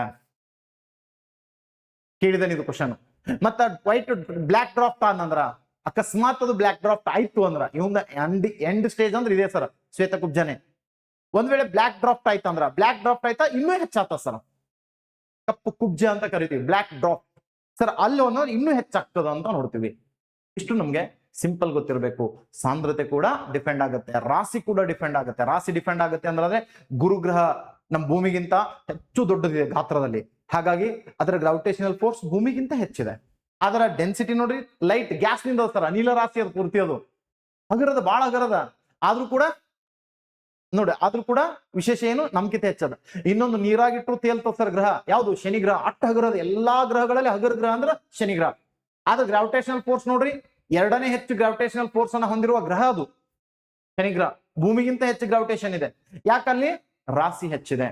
ಈ ಪ್ರತಿಯೊಂದು ಕ್ವಶನ್ಸ್ಗಳು ನಿಮಗೆ ಎಕ್ಸಾಂಪಲ್ ನ ಕೊಟ್ಕೋತಾ ನಿಮ್ ಪುಸ್ತಕದಾಗ ಏನದ ಈಸಿಯೆಸ್ಟ್ ಆಗಿ ತಿಳಿಸುವಂತ ಕಾನ್ಸೆಪ್ಟ್ ಅನ್ನ ನಾನು ಏನ್ ಮಾಡ್ತೀನಿ, ಈ ಟಾಪಿಕ್ ಅಲ್ಲಿ ಮಾಡ್ತೀನಿ ನಿಮ್ಗ ಗ್ರಾವಿಟೇಷನಲ್ ಫೋರ್ಸ್ ಅಂತ ಬಂದದ್ರಲ್ಲಿ. ಇನ್ನು ನೆಕ್ಸ್ಟ್ ಪಾಯಿಂಟ್ಸ್ ಅನ್ನ ನೋಡ್ಕೋತ ಹೋಗೋಣ. 6 ಉಷ್ಣ. ನನ್ನ ಫೇವ್ರೆಟ್ ಟಾಪಿಕ್ ಅಂದ್ರೆ ಇದು ಸರ್, ಲೈಟ್ ಅಂಡ್ ಹೀಟ್. ಇವೆರಡು ಹಿಂಗ ಅದಾವ್ರಿ, ಬಿಟ್ರ ಒಂದ್ ಸೌಂಡ್ ಹಿಂಗದವ. ಹೈಯೆಸ್ಟ್ ಕ್ವಶನ್ಸ್ ಗಳು ಬರೋದು ಇದ್ರ ಮೇಲೆನೆ. ಮತ್ ಬಹಳ ಚಂದ ಅಪ್ಲೈಡ್ ಪ್ರಶ್ನೆಗಳು ಬಂದಿವೆ UPSC ತನ. ನಾನು IAS ಕ್ಲಾಸ್ ಹೇಳ್ಬೇಕಾದಾಗ ವಿದ್ಯಾರ್ಥಿಗಳಿಗೆ ಅತಿ ಇಷ್ಟಪಟ್ಟು ಹೇಳೋ ಕ್ಲಾಸ್ ಅಂದ್ರೆ ಬೆಳಕು ಮತ್ತು ಉಷ್ಣ ಬಿಟ್ರ ಸೌಂಡ್. ಭಾರಿ ಕ್ವಶನ್ ಬಂದಾವ್ ನೋಡ್ರಿ. ನೀವು IAS ಕೇಳ್ರಿ, ಬೇರೆ ಸ್ಟೇಟ್ ಎಕ್ಸಾಮ್ ನೋಡ್ರಿ, ಬಹಳ ಚಂದ ಅಪ್ಲೈಡ್ ಪ್ರಶ್ನೆಗಳು ಎಲ್ಲಿ ಬಂದವ್ ಸರ್ ಅಂದ್ರೆ ಇಲ್ಲಿ. ನಾ ಇಲ್ಲಿ ತನಕ ಉಷ್ಣ ಒಂದೇ ಟಾಪಿಕ್ ಮೇಲೆ ಬೇರೆ ಸ್ಟೇಟ್ ಎಕ್ಸಾಮಿನೇಷನ್, UPSC, SSC ಎಲ್ಲಾ ಕೂಡಿಸಿದ್ರೆ ಬರೇ 600 ಪ್ರಶ್ನೆಗಳದಾವ್ ಸರ್. ಉಷ್ಣ ಒಂದ್ರ ಮೇಲೆ ತೆಗೆದಾನ ಅಷ್ಟು ಕ್ವಶನ್. ಬೇರೆ ಬೇರೆನೇ ಅದಾವ, ಸ್ವಲ್ಪ ಡಿಫ್ರೆನ್ಸೇ ಅದಾವ ಅಷ್ಟಕ್ಕೂ. ಅಷ್ಟು ಚಂದದ ಉಷ್ಣ ಟಾಪಿಕ್ ಸರ್. ಅದನ್ನ ಬಹಳ ಡೀಟೇಲ್ ಆಗಿ ನನಗೆ 2 ತಾಸು ಬೇಕು ಸರ್ ಎಕ್ಸ್ಪ್ಲೇನ್ ಮಾಡಾಕಿನಿ. ಉಷ್ಣ ಒಂದೇ ಟಾಪಿಕ್ 2 ತಾಸು ಬೇಕು. ಉಷ್ಣ, ತಾಪ ಅಂದ್ರೆ ಏನು, ಉಷ್ಣ ಅಂದ್ರೆ ಏನು, ಅದ್ರ ಬಗ್ಗೆ ಏನೇನ್ ಕಾನ್ಸೆಪ್ಟ್ಗಳು ಕೇಳ್ತಾನೆ ಅಂತ. ಉಷ್ಣ ಮತ್ತು ತಾಪ ನೋಡ್ರಿ, ಉಷ್ಣ ಮತ್ತು ತಾಪ ಸರ್. ಉಷ್ಣವನ್ನ ನಾವು ಉಷ್ಣ ಅಥವಾ ಉಷ್ಣ ಶಕ್ತಿ ಅಂತ ಕರಿತೀವಿ. ಜೌಲ್ದಾಗ ಹೇಳಿದ್ರ, ತಾಪವನ್ನ ಕೆಲ್ವಿನ್ದಾಗ ಹೇಳ್ತೀವಿ ಸರ್. ವಿಶೇಷ ಏನು ಗೊತ್ತಂದ್ರ, ಇಲ್ಲಿ ಸಿಂಪಲ್ ಒಂದು ಕಾನ್ಸೆಪ್ಟ್ ಹೇಳ್ತೀನಿ ನೋಡ್ರಿ, ಎರಡಕ್ಕೂ ನಿಮ್ಗೆ ಗೊತ್ತಾಗ್ತದ ಸರ್. ಇಲ್ಲಿ ಸ್ಟೋವ್ ಹಚ್ಚಿವಿ, ಹಾಲು ಕಾಯಕತ್ತವ. ಹಾಲು ಅಂದ್ರೆ ಒಂದು ಪಾತ್ರೆ ಇಟ್ಟಿವಿ, ಹಾಲು ಕಾಯ್ಸಕತ್ತೀವಿ ತಿಳ್ಕೊರಿ. ಹಾಲು ಕಾಯುತ್ತಿವೆ, ಇದು ತಾಪ ರೀ. ಬೆಳಗೇನ್ ಬೆಂಕಿ ಹಚ್ಚಿ ನೋಡ್ರಿ, ಇದು ಉಷ್ಣ. ಉಷ್ಣ, ತಾಪ, ಇಷ್ಟೇ ವ್ಯತ್ಯಾಸ. ಉಷ್ಣದ ಒಂದು ಪರಿಣಾಮ ತಾಪ. ತಾಪ ಉಷ್ಣದ ಮೇಲೆ ಯಾವುದೇ ರೀತಿಯ ಪರಿಣಾಮ ಬೀರಲ್ಲ, ಆದ್ರೆ ಉಷ್ಣ ತಾಪದ ಮೇಲೆ ಪ್ರಭಾವ ಬೀರುತ್ತೆ. ನೀವು ಸ್ಟೋವ್ ಹೆಚ್ಚು ಮಾಡ್ಕೋತವ್ರಿ, ಹಾಲು ಉಕ್ಲಕ್ ಚಲೋ ಆತವ. ಹಾಲು ಉಕ್ಲಕ್ ಹತ್ರ ಸ್ಟೋವ್ ಸೌಂಡ್ ಮಾಡ್ತೀರಿ. ಸಡನ್ ಆಗಿ ಉಷ್ಣವನ್ನ ಹೆಚ್ಚು ಕಡಿಮೆ ಮಾಡಬಹುದು, ಆದ್ರೆ ಹಾಲನ್ನ ಸಡನ್ ಆಗಿ ಒಮ್ಮೆ ಕಾಯಿಸಿ ಒಮ್ಮೆ ತಂಪು ಮಾಡ್ಲಕ್ ಆಗ್ತದೇನು? ಆಗಲ್ಲ.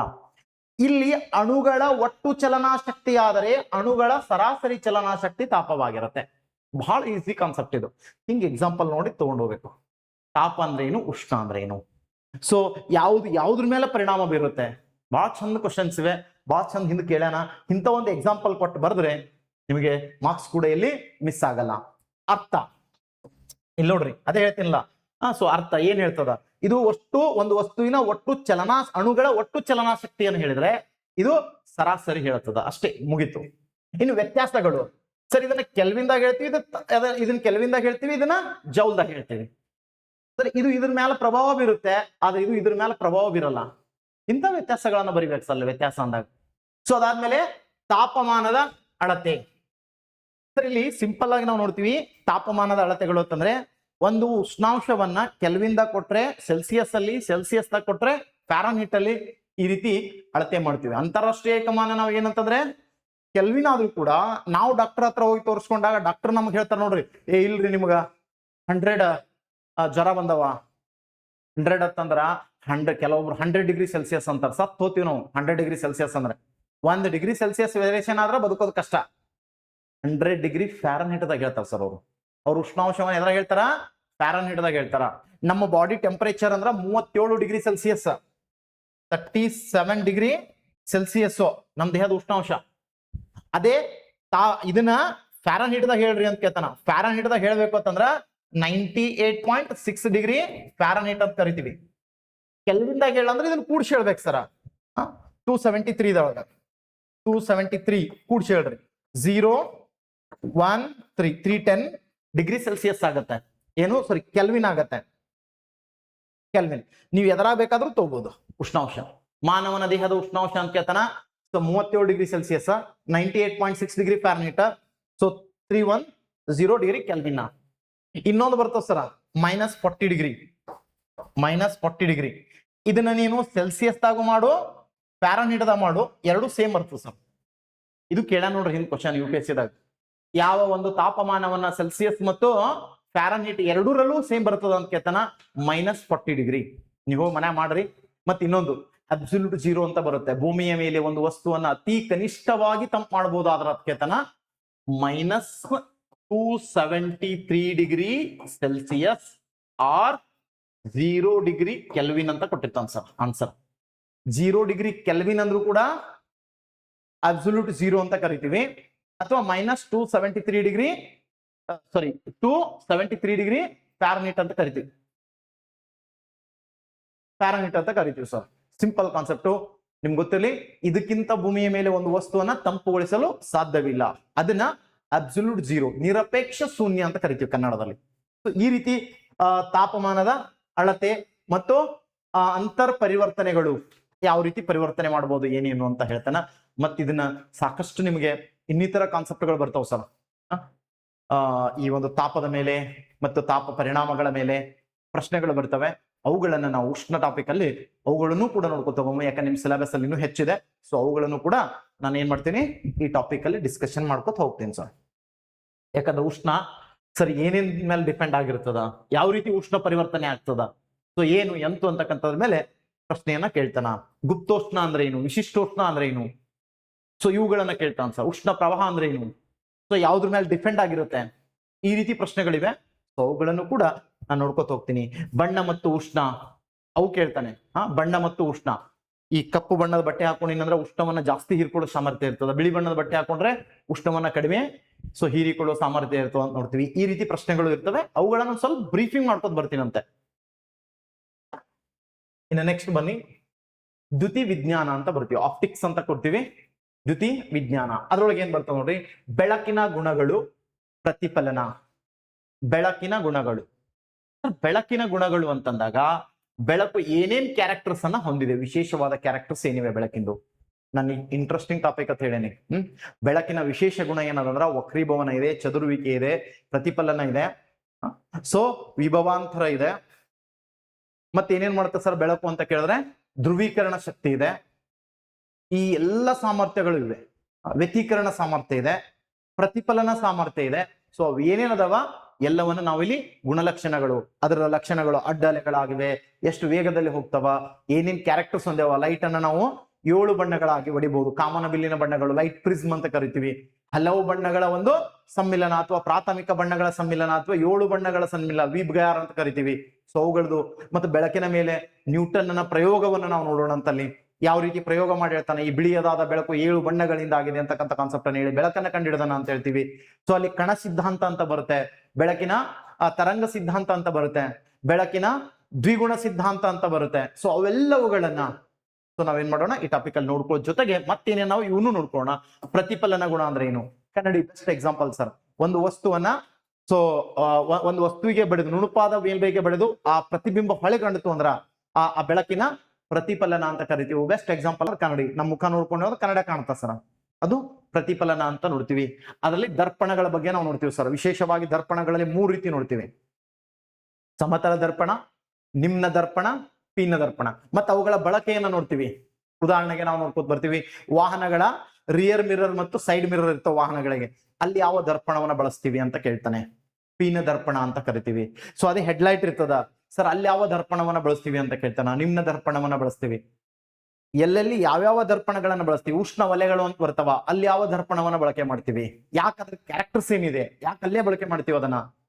ಸೊ ಈ ಕ್ಯಾರೆಕ್ಟರ್ಸ್ ಅನ್ನ ಏನ್ ಮಾಡೋಣ ನಾವಿಲ್ಲಿ ಸಿಂಪಲ್ ಆಗಿ ಡಿಸ್ಕಷನ್ ಮಾಡ್ಕೊತ ಹೋಗೋಣ ಅಂತ. ಅದೇ ನಿಮ್ದು ಇದು ಬರ್ತಲ್ರಿ ಬೀದಿ ದೀಪ, ಅಲ್ಲಿ ಬಳಸೋ ದರ್ಪಣ ಯಾವುದು? ಅಥವಾ ಬೀದಿಗಳಲ್ಲಿ ರಸ್ತೆಗಳಲ್ಲಿ ಹಾಕಿರ್ತಾನೆ ನೋಡ್ರಿ, ಹಿಂಗ್ ಸೈಡ್ ಕಾರ್ನರ್ ಸೈಡ್ ಅಲ್ಲಿ ಇದ್ದಾಗ ದೊಡ್ಡದೊಂದು ದರ್ಪಣ ಹಾಕಿರ್ತಾನೆ, ಅದನ್ನು ಕೂಡ ಪೀನ ದರ್ಪಣ ಅಂತ ಕರಿತೀವಿ. ಕಳ್ಳರು ಬಂದಾಗ ಕಳ್ಳತನವನ್ನ ಕಂಡಿಡಿಯಕ್ಕೆ ಅಂಗಡಿಗಳಲ್ಲಿ ಹಾಕಿದ್ದು ಅಂತ ಕೇಳ್ತಾನ, ಪೀನ ದರ್ಪಣ ಅಂತ ನೋಡ್ತೀವಿ. ಸರ್ ಅವ್ರ ಕ್ಯಾರೆಕ್ಟರ್ಸ್ ಏನಿವೆ, ಯಾಕೆ ಅದನ್ನ ಅಲ್ಲೇ ಬಳಸ್ತೀವಿ ದರ್ಪಣವನ್ನ ಅನ್ನೋದನ್ನು ಕೂಡ ನಿಮ್ಗೆ ಏನ್ ಮಾಡ್ತೀನಿ ಡೀಟೇಲ್ ಆಗಿ ತಿಳಿಸ್ಕೊಟ್ಟು ಆ ದರ್ಪಣಗಳ ಬಗ್ಗೆ ನೋಡ್ಕೊತ ಹೋಗ್ತೀನಿ. ಮತ್ತೆ ಸಮತಲ ದರ್ಪಣದ ಮೇಲೆ ಬಂದಾಗ ಪ್ರತಿಬಿಂಬಗಳ ಮೇಲೆ ಪ್ರಶ್ನೆಗಳು ಬರ್ತವೆ. ಯಾವ ರೀತಿ ಪ್ರತಿಬಿಂಬ ಮೂಡ್ತವೆ, ಎಷ್ಟು ಡಿಗ್ರಿ ಕೋನ ಇಟ್ಟರೆ ಯಾವ ರೀತಿ ಪ್ರತಿಬಿಂಬಗಳು ಹೆಚ್ಚಿಗೆ ಆಗ್ತವೆ, ಕಡಿಮೆ ಆಗ್ತವೆ. ಸೊ ಅವುಗಳನ್ನ ಇಲ್ಲ ನೋಡ್ಕೊತ ಬರೋಣ ಅಂತ. ಪ್ರತಿಫಲನ ನಿಯಮಗಳು. ಸಿಂಪಲ್ ಆಗಿ ನೋಡ್ಕೊತ ಬಂದಾಗ ಏನೇನ್ ಪ್ರತಿಫಲನ ಆಗ್ತವ, ಒಟ್ಟು ಆಂತರಿಕ ಪ್ರತಿಫಲನ ಅಂದ್ರೆ ಏನು, ಪ್ರತಿಫಲನ ಅಂದ್ರೆ ಏನು. ಸೊ ಇವೆಲ್ಲ ಟೋಟಲ್ ಇಂಟರ್ನಲ್ ರಿಫ್ಲೆಕ್ಷನ್ ಅಂತ ನೋಡ್ತೀವಿ. ಸೊ ಈ ಕಾನ್ಸೆಪ್ಟ್ ಗಳನ್ನೆಲ್ಲ ಮತ್ತೆ ಯಾವ ನಿಯಮಗಳನುಸಾರವಾಗಿ ಯಾವ ರೀತಿ ರಿಫ್ಲೆಕ್ಷನ್ ಆಗ್ತದೆ ಏನು ಅಂತಕ್ಕಂಥ ಕಾನ್ಸೆಪ್ಟ್ ಅನ್ನ ಇಲ್ಲಿ ನಾವು ನೋಡ್ತೀವಿ.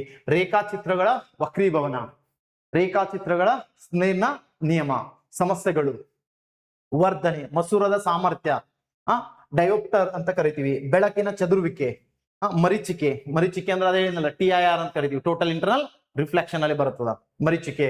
ಅಥವಾ ಬಿಸಿಲು ಕುದುರೆ, ಮೀರೇಜ್ ಅಂತ ಕರಿತೀವಿ ಇದನ್ನ. ಸೊ ಮೀರೇಜ್. ಬೆಳಕಿನ ರೋಹಿತ ಕಾಮನ ಬಿಲ್ಲು ಉಂಟಾಗುವಿಕೆ. ಬೆಳಕಿನ ರೋಹಿತ ಅಂದ್ರೆ ಲೈಟ್ ಪ್ರಿಸ್ಮ್ ಅಂತ ಕರಿತೀವಿ ಸರ್. ಲೈಟ್ ಪ್ರಿಸ್ಮ್ ಅಂದ್ರೆ ಬೆಳಕು ಒಂದು ವಸ್ತುವಿನ ಮೇಲೆ ಬಿದ್ದಾಗ ಬಣ್ಣ ಬಣ್ಣವಾಗಿ ಒಡಿತು ಅಂದಾಗ ಅದಕ್ಕೆ ಲೈಟ್ ಪ್ರಿಸ್ಮ್ ಅಂತ ಕರಿತೀವಿ. ಸೊ ಬೆಳಕಿನ ರೋಹಿತ. ಸೊ ಅದರೊಳಗಿನ ವಿಶೇಷ ಬಣ್ಣಗಳೇನು, ಕಾಮನ ಬಿಲ್ಲು ಯಾವ ರೀತಿ ಮೂಡುತ್ತೆ, ಸೊ ಅದರೊಳಗಿನ ಪ್ರೈಮರಿ ಬಣ್ಣಗಳು ಏನೇನ್ ಬರ್ತವೆ, ವಿಬ್ಗಯಾರ್ ಬಣ್ಣಗಳು ಅಂತ ಕರಿತೀವಿ. Wallet, IndiGo, blue, so green, yellow, orange, red ಅಂತ ನೋಡ್ತೀವಿ. ಸೊ ಅವುಗಳ ಏನ್ ವಿಶೇಷತೆಯನ್ನು ಹೊಂದಿವೆ, ಸೊ ಅವುಗಳ ಬಗ್ಗೆ ನಾವಿಲ್ಲಿ ಇನ್ ಡೀಟೇಲ್ ನೋಡ್ಕೋಣ. ಮತ್ತೆ ಯಾವ ರೀತಿ ಉಂಟಾಗ್ತದೆ ಕಾಮನ ಬಿಲ್ಲು. ಮತ್ತೆ ನಿಮ್ಗೆ ಇನ್ನೊಂದು ಗೊತ್ತಿರಲಿ, ಈ ಕಾಮನ ಬಿಲ್ ಅಂದಾಗ 2 ದಿಕ್ಕನೇ ಮೂಡ್ತಾವ್ರಿ, ಒಂದು ಪೂರ್ವದಲ್ಲಿ ಒಂದು ಪಶ್ಚಿಮದಲ್ಲಿ. ಸೊ ಪಶ್ಚಿಮದಲ್ಲಿ ಮೂಡಿತ್ತು ಅಂದ್ರ ಮುಂಜಾನೆ ಅದು ಮೂಡಿರ್ತವೆ ಸರ್ ಕಾಮನ ಬಿಲ್ಲು, ಯಾಕಂದ್ರೆ ಪೂರ್ವದ ಕಡೆ ಸೂರ್ಯ ಇರ್ತಾನೆ. ಅಕಸ್ಮಾತ್ ಆಗಿ ಸಾಯಂಕಾಲ ಮೂಡಿತ್ತಂದ್ರೆ ಅದು ಪೂರ್ವದ ಕಡೆ ಮೂಡ್ತಾನೆ, ಯಾಕ ಪಶ್ಚಿಮದ ಕಡೆ ಸೂರ್ಯನ ಬಿಂದು ಇರ್ತಾನ. ಮಳೆಯ ಹನಿಗಳು ಲೈಟ್ ಪ್ರಿಸ್ಮ್ದಂತೆ ವರ್ತನೆ ಮಾಡುತ್ತವೆ, ಅಂದ್ರೆ ಅಶ್ರಗ ಅಥವಾ ಪೊಟ್ಟಕ ಅಂತ ಕರಿತೀವಿ ನೋಡು, ಆ ರೀತಿ ವರ್ತನೆ ಮಾಡ್ತವೆ. ಅದರಿಂದ ನಿಂತ್ಕೊಂಡು ಕಾಮನ ಬಿಲ್ ಮೂಡುತ್ತೆ ಅಂತ ನೋಡ್ತೀವಿ. ಸೊ ಅಲ್ಲಿ ವಿಶೇಷ ಕ್ಯಾರೆಕ್ಟರ್ಸ್ ಏನಿವೆ, ಕಾಮನ ಬಿಲ್ ಹೆಂಗ್ ಮೂಡುತ್ತೆ ಏನಿಲ್ಲ. ಕಾಮನ ಬಿಲ್ ಮೂಡ್ಬೇಕಾದಾಗ ಅಲ್ಲಿ ಏನೇನ್ ಪ್ರಕ್ರಿಯೆಗಳು ನಡೀತಾವ, TIR ನಡೀತದೆ.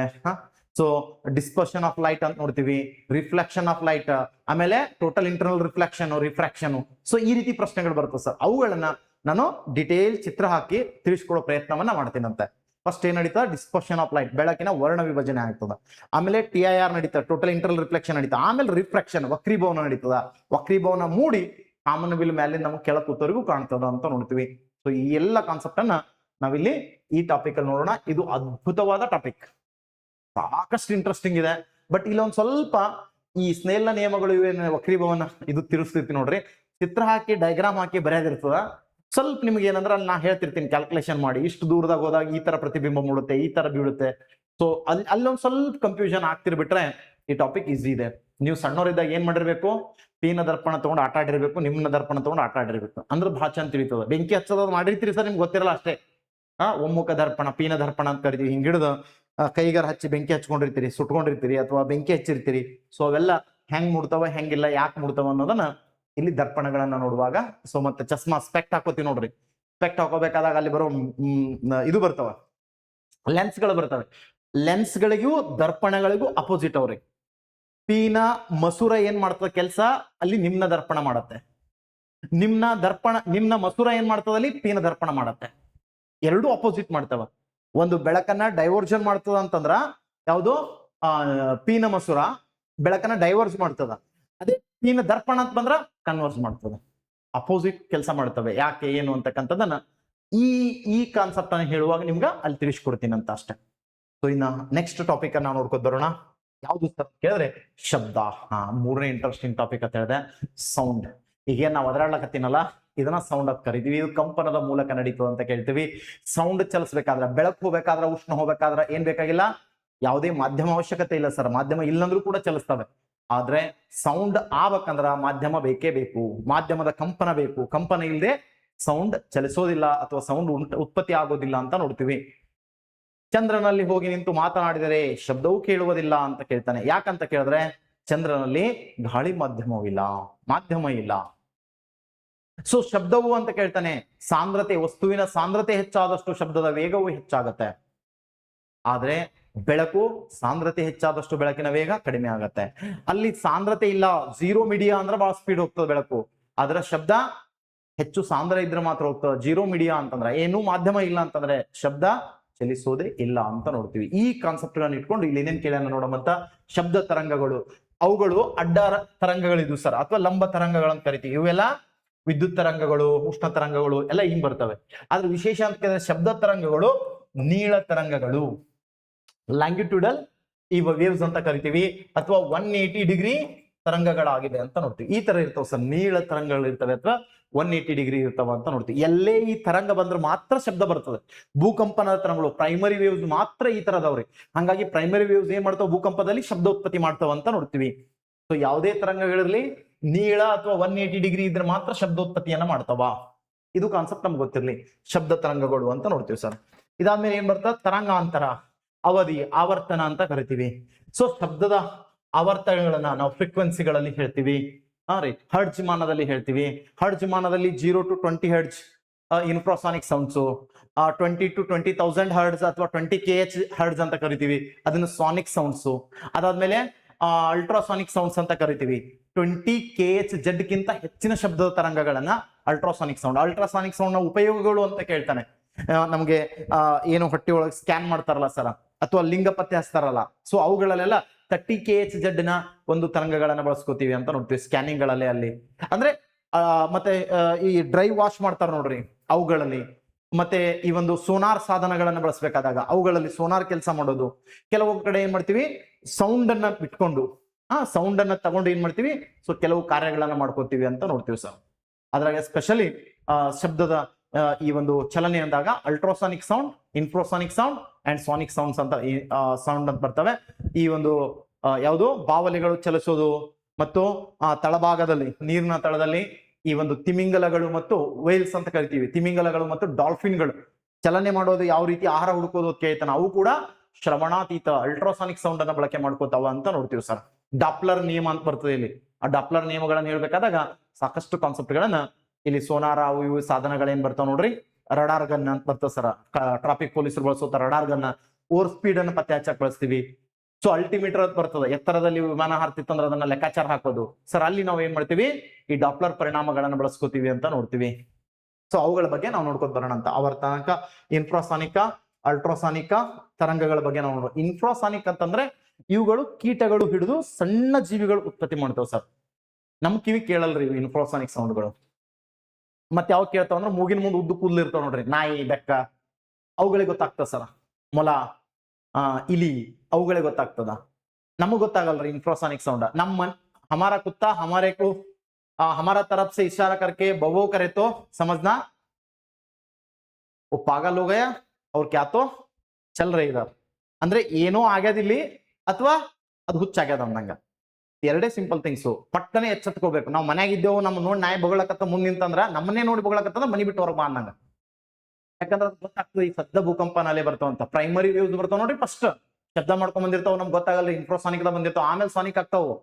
ಅಷ್ಟೊತ್ತಿಗೆ ನಾಯಿ ಹೋಗಿ ತನ್ನ ಮರಿ ಹಾಕಿತ್ತಂದ್ರೆ ಹೊರಗೆ ಹೋಗಿ ಬಿಟ್ಬಿಡುತ್ತೆ ಸರ್ ಮರಿಗಳನ್ನ. ಯಾಕಂದ್ರ ಮರಿ ಬೀಳೋ ಚಾನ್ಸ್ ಇರ್ತದ ಅಂತ ಹೇಳಿ, ಮಳೆ ಇದು ಭೂಕಂಪನ ಆಗಿ 5 ನಿಮಿಷ ಮುಂಚಿತ ಗೊತ್ತಾಗಿರುತ್ತೆ ಸರ್ ನಾಯಿಗಳಿಗೆ. ಅದಕ್ಕೆ ನೆಚ್ಚಿನ ಪ್ರೀತಿಯ ಸಂಗಾತಿಯಾಗಿ ನಾಯಿಯನ್ನ ಬಳಕೆ ಮಾಡಿದ್ದು. ಯಾಕಂದ್ರ ಆತ್ಮಗಳು ಚಲನೆ ಮಾಡ್ತಿರ್ತಾವ ಅಂತ ಹೇಳ್ತಾರ ನೋಡು, ಇನ್ಫ್ರಾಸಾನಿಕ್ ಸೌಂಡ್ ನಾಗ ಇರ್ತಾವ್ರಿ, ಅದನ್ನ ಪತ್ತೆ ಹಚ್ಚಿ ಬೊಗಳೋದು ನಾಯಿ. ಅದಕ್ಕೆ ಸರ ಊರಾ ನಾಯಿ ಬೊಗಳಕತ್ತವ್ರ ಅಂತಿರ್ತಾರ ಗೊತ್ತನ್ರಿ, ಏನೋ ಆತದ ಇವತ್ತ ಅಂತ ಹೇಳಿ. ಸೊ ಇದೆಲ್ಲ ಅಂದ್ರೆ ಐಡೆಂಟಿಫಿಕೇಶನ್ ಮಾಡ್ಕೊತ ನಾಯಿ ಅಂತ ನೋಡ್ತೀವಿ. ಸೊ ಅತಿ ಸೂಕ್ಷ್ಮ ತರಂಗಗಳನ್ನ, ಒಂದ್ ಕೀಟ ಬಂತು, ಒಂದ್ ಏನೋ ಸೌಂಡ್ ಆಯ್ತು ಅಂದ್ರ ಚಕ್ಕತ್ತದ ಗೊತ್ತಾಗ್ತದ ಅಂತ ನೋಡ್ತೀವಿ. ಹಿಂಗ ಇನ್ಫ್ರಾಸಾನಿಕ್ ಸೌಂಡ್ಗಳು, ಈ ಇರುವಿ ಮಾತಾಡ್ತಿರ್ತಾವ, ನೊಣ ಮಾತಾಡ್ತಿರ್ತಾವ, ಗೊತ್ತಾಗ್ತ ನಿಮ್ಗೆ? ಇಲ್ಲ, ಅವೆಲ್ಲ ಇನ್ಫ್ರಾಸಾನಿಕ್ ಸೌಂಡ್ ಅಲ್ಲಿ ಮಾತಾಡ್ತಾವ ಅಂತ ನೋಡ್ತೀವಿ. ನಮ್ ಕಿವಿಗೆ 20 ಹರ್ಟ್ಸ್ ಗಿಂತ ಹೆಚ್ಚು ಕೇಳ್ತದ. 20 ಹರ್ಟ್ಸ್ ಗಿಂತ ಕೆಳಗಿರೋ ಶಬ್ದ ಇನ್ಫ್ರಾಸಾನಿಕ್. ಈ ಕಾನ್ಸೆಪ್ಟ್ ಗಳನ್ನ ನೋಡೋಮಂತ. ಇನ್ಫ್ರಾಸಾನಿಕ್ ಅಂತ ಗೊತ್ತಿಲ್ಲ ನಿಮ್ಗೆ, 20 HZ ಗಿಂತ ಕಡಿಮೆ ಆವೃತ್ತಿಯ ಶಬ್ದ. ಅಲ್ಟ್ರಾಸಾನಿಕ್ ಅಂದ್ರ 20 kHz ಅಂತ ನೋಡ್ತೀವಿ ಸರ್. ಕಿಲೋ ಹರ್ಟ್ಸ್, KHZ ಅಂತ ಕರಿತೀವಿ ಸರ್, ಕಿಲೋ ಹರ್ಟ್ಸ್. ಅಥವಾ 20,000 ಹರ್ಟ್ಸ್ HZ, ಇದಕ್ಕಿಂತ ಹೆಚ್ಚಿರ್ಬೇಕು ಶಬ್ದ, ಅದನ್ನ ಅಲ್ಟ್ರಾಸಾನಿಕ್ ಅಂತ ಕರಿತೀವಿ. ಹೆಚ್ಚಿರ್ಬೇಕು. ಇದ್ರ ಒಳಗೆ ಏನಿರ್ತಾವಲ್ಲ ಅವುಗಳನ್ನ ಸಾನಿಕ್ ಸೌಂಡ್ ಅಂತ ಕರಿತೀವಿ ಸರ್.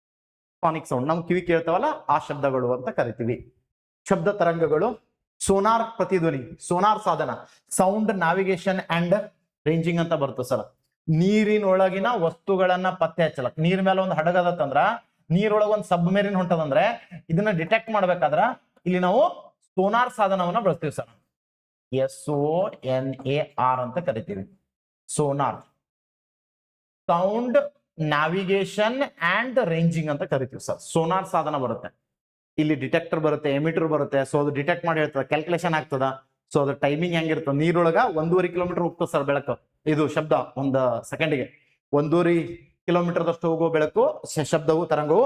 ಸೊ ಹಿಂಗ್ ಹೋಗಿ ಹಿಂಗ್ ಬತ್ತು ಅಂದ್ರ ಇಷ್ಟು ಸಮಯ ತಗೊಂಡದಂದ್ರೆ ಅದು ಎಷ್ಟು ಡೀಪ್ದಾಗ ಅದ, ಯಾವ ಡೈರೆಕ್ಷನ್ದಾಗ ಹೊಂಟದ, ಏನನ್ನದನ್ನ ಅಂದ್ರೆ ಸಬ್ಮೆರಿನ್ಗಳ ಚಲನವಲನವನ್ನ ತಿಳ್ಕೊಳಕ್ಕೆ ಅಥವಾ ನೀರಿನ ಆಳವನ್ನ ತಿಳ್ಕೊಳಕ್ಕೆ ಈ ಸಾಧನವನ್ನ ಬಳಸ್ಕೋತೀವಿ. ಸೋನಾರ್ ಸಾಧನ ಅಂತ ಕರಿತೀವಿ ಸರ್. ಅದ್ರ ಬಗ್ಗೆ ನಮಗೆ ಗೊತ್ತಿರ್ಬೇಕಾಗ್ತದ. ಪ್ರತಿಧ್ವನಿ, ಶಬ್ದದ ಪ್ರತಿಧ್ವನಿ ಅಂದ್ರೆ ನಿಮ್ಗೆ ಗೊತ್ತಿರಲಿ, ಈ ಒಂದು ಎಕೋ ಅಂತ ಕರೀತಾರೆ ಗೊತ್ತನ್ರಿ, ಗೋಲ್ ಗುಮ್ಮಚ್ ಒಂದ್ಸಲ ಹೋದ್ರೆ 7 ಸಲ ಹೋದಿರ್ತು ಅಂತ ಹೇಳ್ತೀವಿ. ಯಾಕೆ ಸರ್ ಅಂತ ಕೇಳಿದ್ರೆ ಅಲ್ಲಿ ಎಕೋ ಆಗ್ತದ ಸೌಂಡ.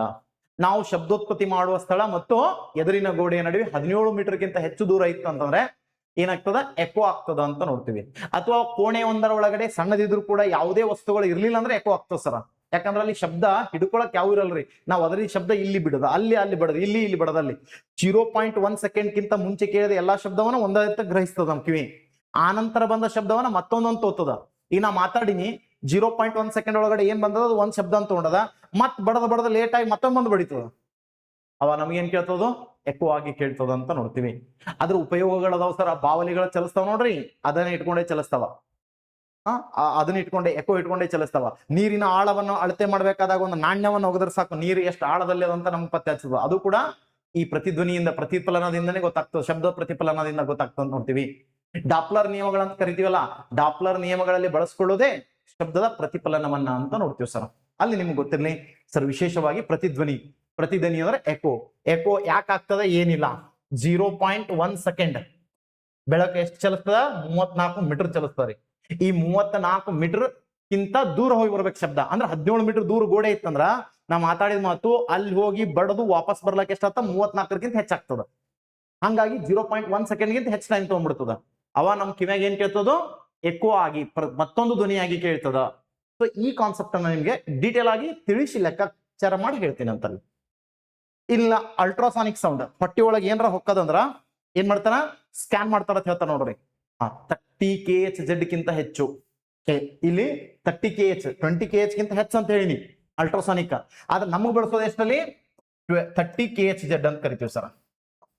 KHZ 30 ಕಿಲೋ ಹರ್ಟ್ಸ್ ತರಂಗಾಂತರ ಶಬ್ದಗಳನ್ನ ಬಳಸಿ ಹೊಟ್ಟಿಯೊಳಗೆ ಸ್ಕ್ಯಾನ್ ಮಾಡ್ತಾರ ಸರ್. ಏನೇನ್ ಪತ್ತೆ ಹಚ್ತಾರಂದ್ರ, ಎಲ್ಲರ ಗಡ್ಡೆ ಆಗಿತ್ತಂದ್ರ, ಅಥವಾ ಏನಾರ ನುಂಗಿದ್ದೇವು ಹೊಟ್ಟಿ ಒಳಗಿತ್ತಂದ್ರ, ಅಥವಾ ಏನ್ ಪತ್ತೆ ಹಚ್ಚಕ್ಕೆ ಈ ಹೊಟ್ಟಿ ಒಳಗೆ ಏನಾರ ಕಿಡ್ನಿ ಒಳಗೆ ಸ್ಟೋನ್ ಆಗ್ಯಾವ ಅವುಗಳನ್ನ ಒಡೆದ್ ಹಾಕ್ಬೇಕಂದ್ರ.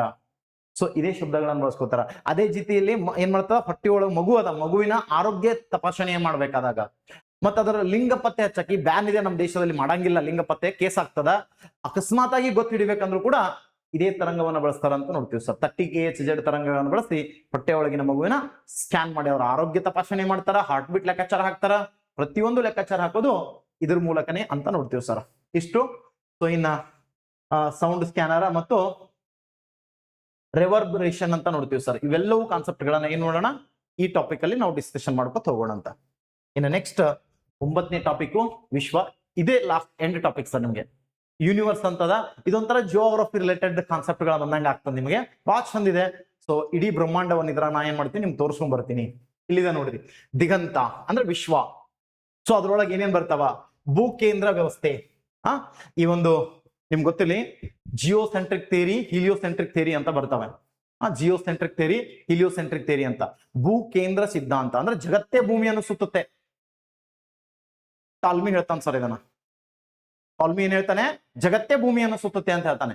ಅದನ್ನ ಜಿಯೋಸೆಂಟ್ರಿಕ್ ಥಿಯರಿ ಅಂತ ಕರಿತೀವಿ. ಇನ್ ಹಿಲಿಯೋಸೆಂಟ್ರಿಕ್ ಥಿಯರಿ ಅಂತ ಬರ್ತದೆ. ಯಾರು ಹೇಳ್ತಾರೋನು, ಕೆಪ್ಲರ್ ಹೇಳ್ತಾನೆ. ಇಲ್ಲ, ಕೆಪ್ಲರ್ ಗ್ರಹಗಳ ಚಲನ ಹೇಳ್ತಾನೆ. ಕಾಪರ್ನಿಕಸ್ ಹೇಳ್ತಾನೆ. ಕಾಪರ್ನಿಕಸ್ ಏನ್ ಹೇಳ್ತಾನೆ, ಹಿಲಿಯೋಸೆಂಟ್ರಿಕ್ ಥಿಯರಿ ಹೇಳ್ತಾನೆ. ಬಟ್ ಆ ಥಿಯರಿ ಏನೋ ಸರಿ ಇತ್ತು, ಬಟ್ ಅವ್ರು ಹೇಳೋ ಕಾನ್ಸೆಪ್ಟ್ ಗಳು ತಪ್ಪಿತ್ತು ಸರ್. ಜಗತ್ತು ಸೂರ್ಯನನ್ನು ಸುತ್ತುತ್ತೆ ಅಂತ ಹೇಳ್ತಾನ, ಅದು ತಪ್ಪು.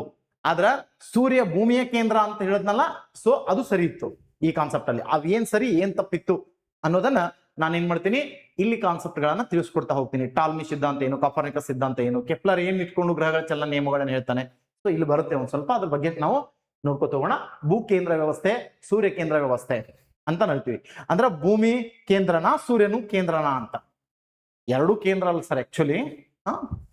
ಸೊ ನಕ್ಷತ್ರ ಪುಂಜಗಳು, ನಕ್ಷತ್ರ ಪುಂಜಗಳು ನಿಮ್ಗೆ ಗೊತ್ತಲ್ಲಿ ಗ್ಯಾಲಾಕ್ಸೀಸ್ ಅಂತ ಕರಿತೀವಿ sir. Bunch off star is called galaxy ಅಂತ ಕರಿತೀವಿ ಸರ್. ನಕ್ಷತ್ರಗಳ ಒಂದು ಸಮೂಹ ರಾಶಿಯನ್ನ ನಾವು ಏನ್ ಕರಿತೀವಿ, ನಕ್ಷತ್ರ ಪುಂಜ ಅಥವಾ ಈ ಒಂದು ಗ್ಯಾಲಾಕ್ಸೀಸ್ ಅಂತ ಹೇಳ್ತೀವಿ. ಗ್ಯಾಲಾಕ್ಸಿಗಳಲ್ಲಿ 3 ಪ್ರಕಾರಗಳು ಬರ್ತವೆ. ಇರ್ರೆಗ್ಯುಲರ್ ಗ್ಯಾಲಾಕ್ಸಿ, ಈ ಒಂದು ಸರ್ಕ್ಯುಲರ್ ಗ್ಯಾಲಾಕ್ಸಿ ಮತ್ತು ಎಲಿಪ್ಟಿಕಲ್ ಗ್ಯಾಲಾಕ್ಸಿ ಅಂತ ಬರುತ್ತೆ. ಇರ್ರೆಗ್ಯುಲರ್ ಅಂದ್ರೆ ಅನಿಯಮಿತ ಗ್ಯಾಲಾಕ್ಸಿ, ನಿಯಮಿತ ಗ್ಯಾಲಾಕ್ಸಿ ಮತ್ತು ಏನಿದು ಸುರುಳಿ ಆಕಾರದ ಗ್ಯಾಲಾಕ್ಸಿ ಅಂತ ಬರುತ್ತೆ ಸರ್. ಸುರುಳಿ ಆಕಾರದ ಗ್ಯಾಲಾಕ್ಸಿಯಲ್ಲಿ ನಮ್ ಸೂರ್ಯ ಬರ್ತಾನೆ. ಮತ್ತ ಸುರುಳಿ ಆಕಾರದ ಗ್ಯಾಲಾಕ್ಸಿಗಳು ಏನ್ ಮಾಡಿರ್ತವೆ, ಆರ್ಮ್ಸ್ ಗಳನ್ನ ಹೊಂದಿರ್ತವೆ. ಈ ಕಾನ್ಸೆಪ್ಟ್ ಗಳ ಬಗ್ಗೆ ನಾವು ನೋಡ್ಕೋತ ಹೋಗೋಣಂತ. ಯಾಕೆ ಆ ತರದ ಗ್ಯಾಲಾಕ್ಸಿಗಳು, ಗ್ಯಾಲಾಕ್ಸಿ ಕ್ಯಾರೆಕ್ಟರ್ಸ್ ಏನಿರ್ತಾವ ಅನ್ನೋದನ್ನ ಇಲ್ಲಿ ಹೇಳ್ತೀನಿ ಸರ್. ಯಾಕಂದ್ರೆ ಈಗ ತಾನೇ ಹುಟ್ಟುವ ಗ್ಯಾಲಾಕ್ಸಿ ಇರ್ರೆಗ್ಯುಲರ್ ಶೇಪ್ ಇರ್ತದೆ. ಒಂದು ಹಂತದಲ್ಲಿ ಯಂಗ್ ಸ್ಟಾರ್ ಗಳನ್ನ ಹೊಂದಿರತಕ್ಕಂಥ ಗ್ಯಾಲಾಕ್ಸಿ ಈ ಒಂದು ಸರ್ಕ್ಯುಲರ್ ಶೇಪ್ ಇರ್ತದ, ಸುರುಳಿ ಆಕಾರದ ಗ್ಯಾಲಾಕ್ಸಿ ಆಗಿರುತ್ತೆ. ಇನ್ನು ಎಲಿಪ್ಟಿಕಲ್ ಗ್ಯಾಲಾಕ್ಸಿ ಅಂದ್ರೆ ಅದೊಂದು ರೂಪವನ್ನು ಪಡ್ಕೊಂಡು ಎಲ್ಲ ಅಂತ್ಯಗೊಂಡಿರ್ತದೆ ಸರ್. ಅಲ್ಲೆಲ್ಲ ಆಲ್ಮೋಸ್ಟ್ ಆಲ್ ಡೆಡ್ ಸ್ಟಾರ್ ಗಳು ಕಂಡು ಬರ್ತವೆ, ಸತ್ತು ಹೋದ ಸ್ಟಾರ್ ಗಳು ಕಂಡು ಬರ್ತವೆ ಅಂತ ನೋಡ್ತೀವಿ. ಬದುಕಿದ ಸ್ಟಾರೇ ಕಡಿಮೆ ಇರ್ತಾವಲ್ಲಿ, ಅದು ನಿಯಮಿತ ರೂಪವನ್ನು ಪಡ್ಕೊಂಡು ನಿಂತು ಬಿಟ್ಟಿರ್ತದ. ಸೊ ಈ ರೀತಿ ಗ್ಯಾಲಾಕ್ಸಿಗಳನ್ನ ನಾವೇನ್ ಮಾಡ್ತೀವಿ, ಪ್ರಕಾರಗಳನ್ನ ಮಾಡ್ಕೊತ ಬರ್ತೀವಿ. ನಮ್ಮ ಗ್ಯಾಲಾಕ್ಸಿ ಸುರುಳಿ ಆಕಾರದ ಗ್ಯಾಲಾಕ್ಸಿ ಅಂದ್ರೆ ಬಹಳ ಅದಾವ ಸರ್ ಅಂತವು.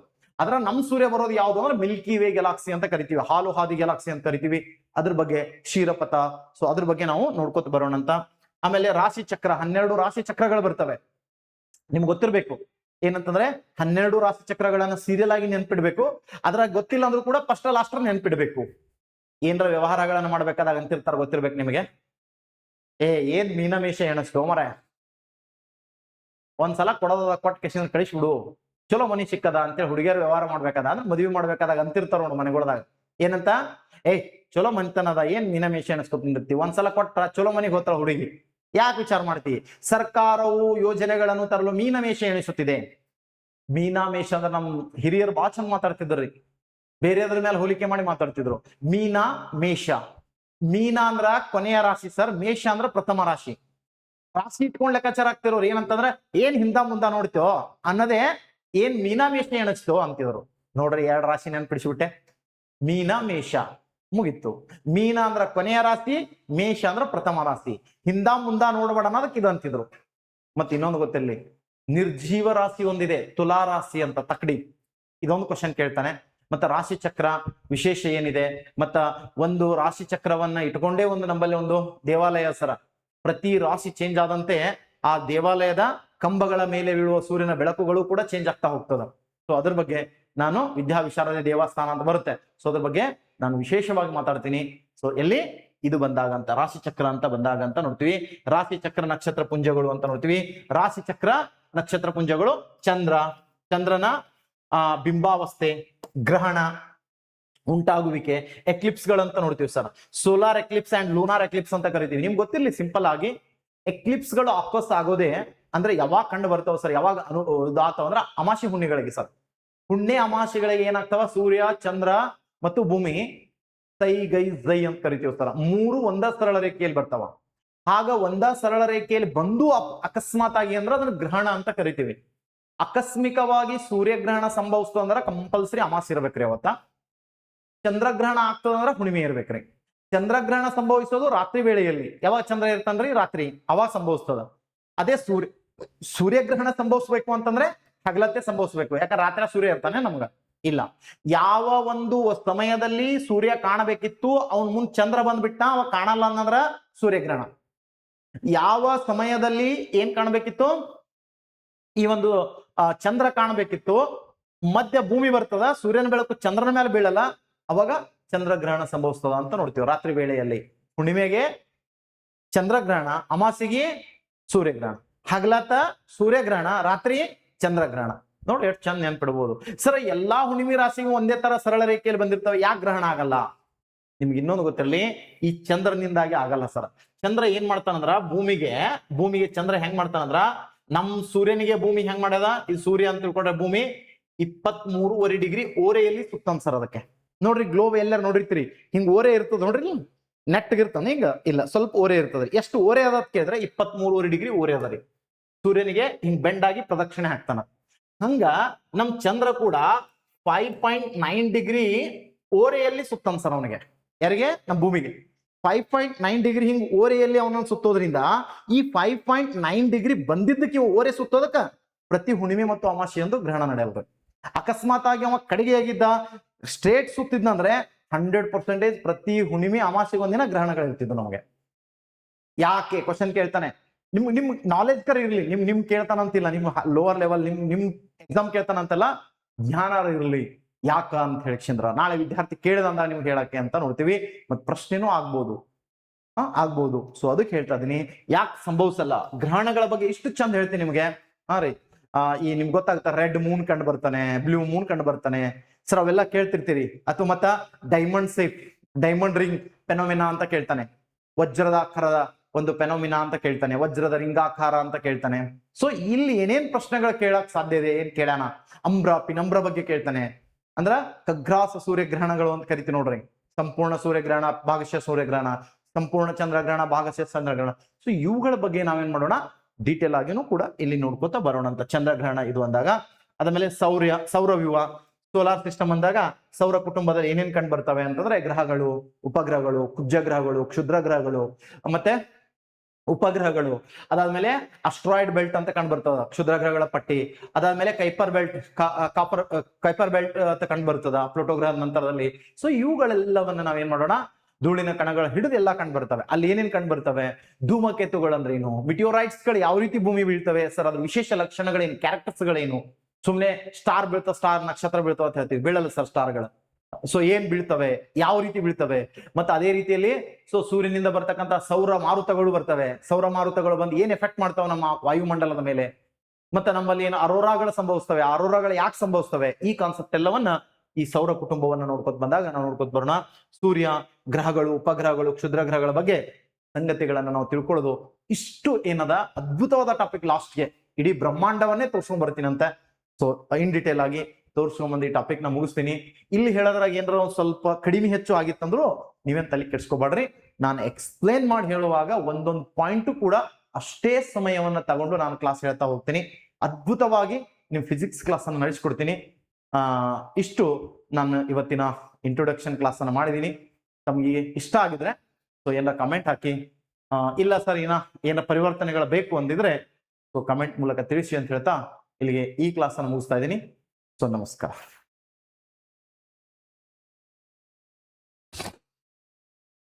ಬಹಳ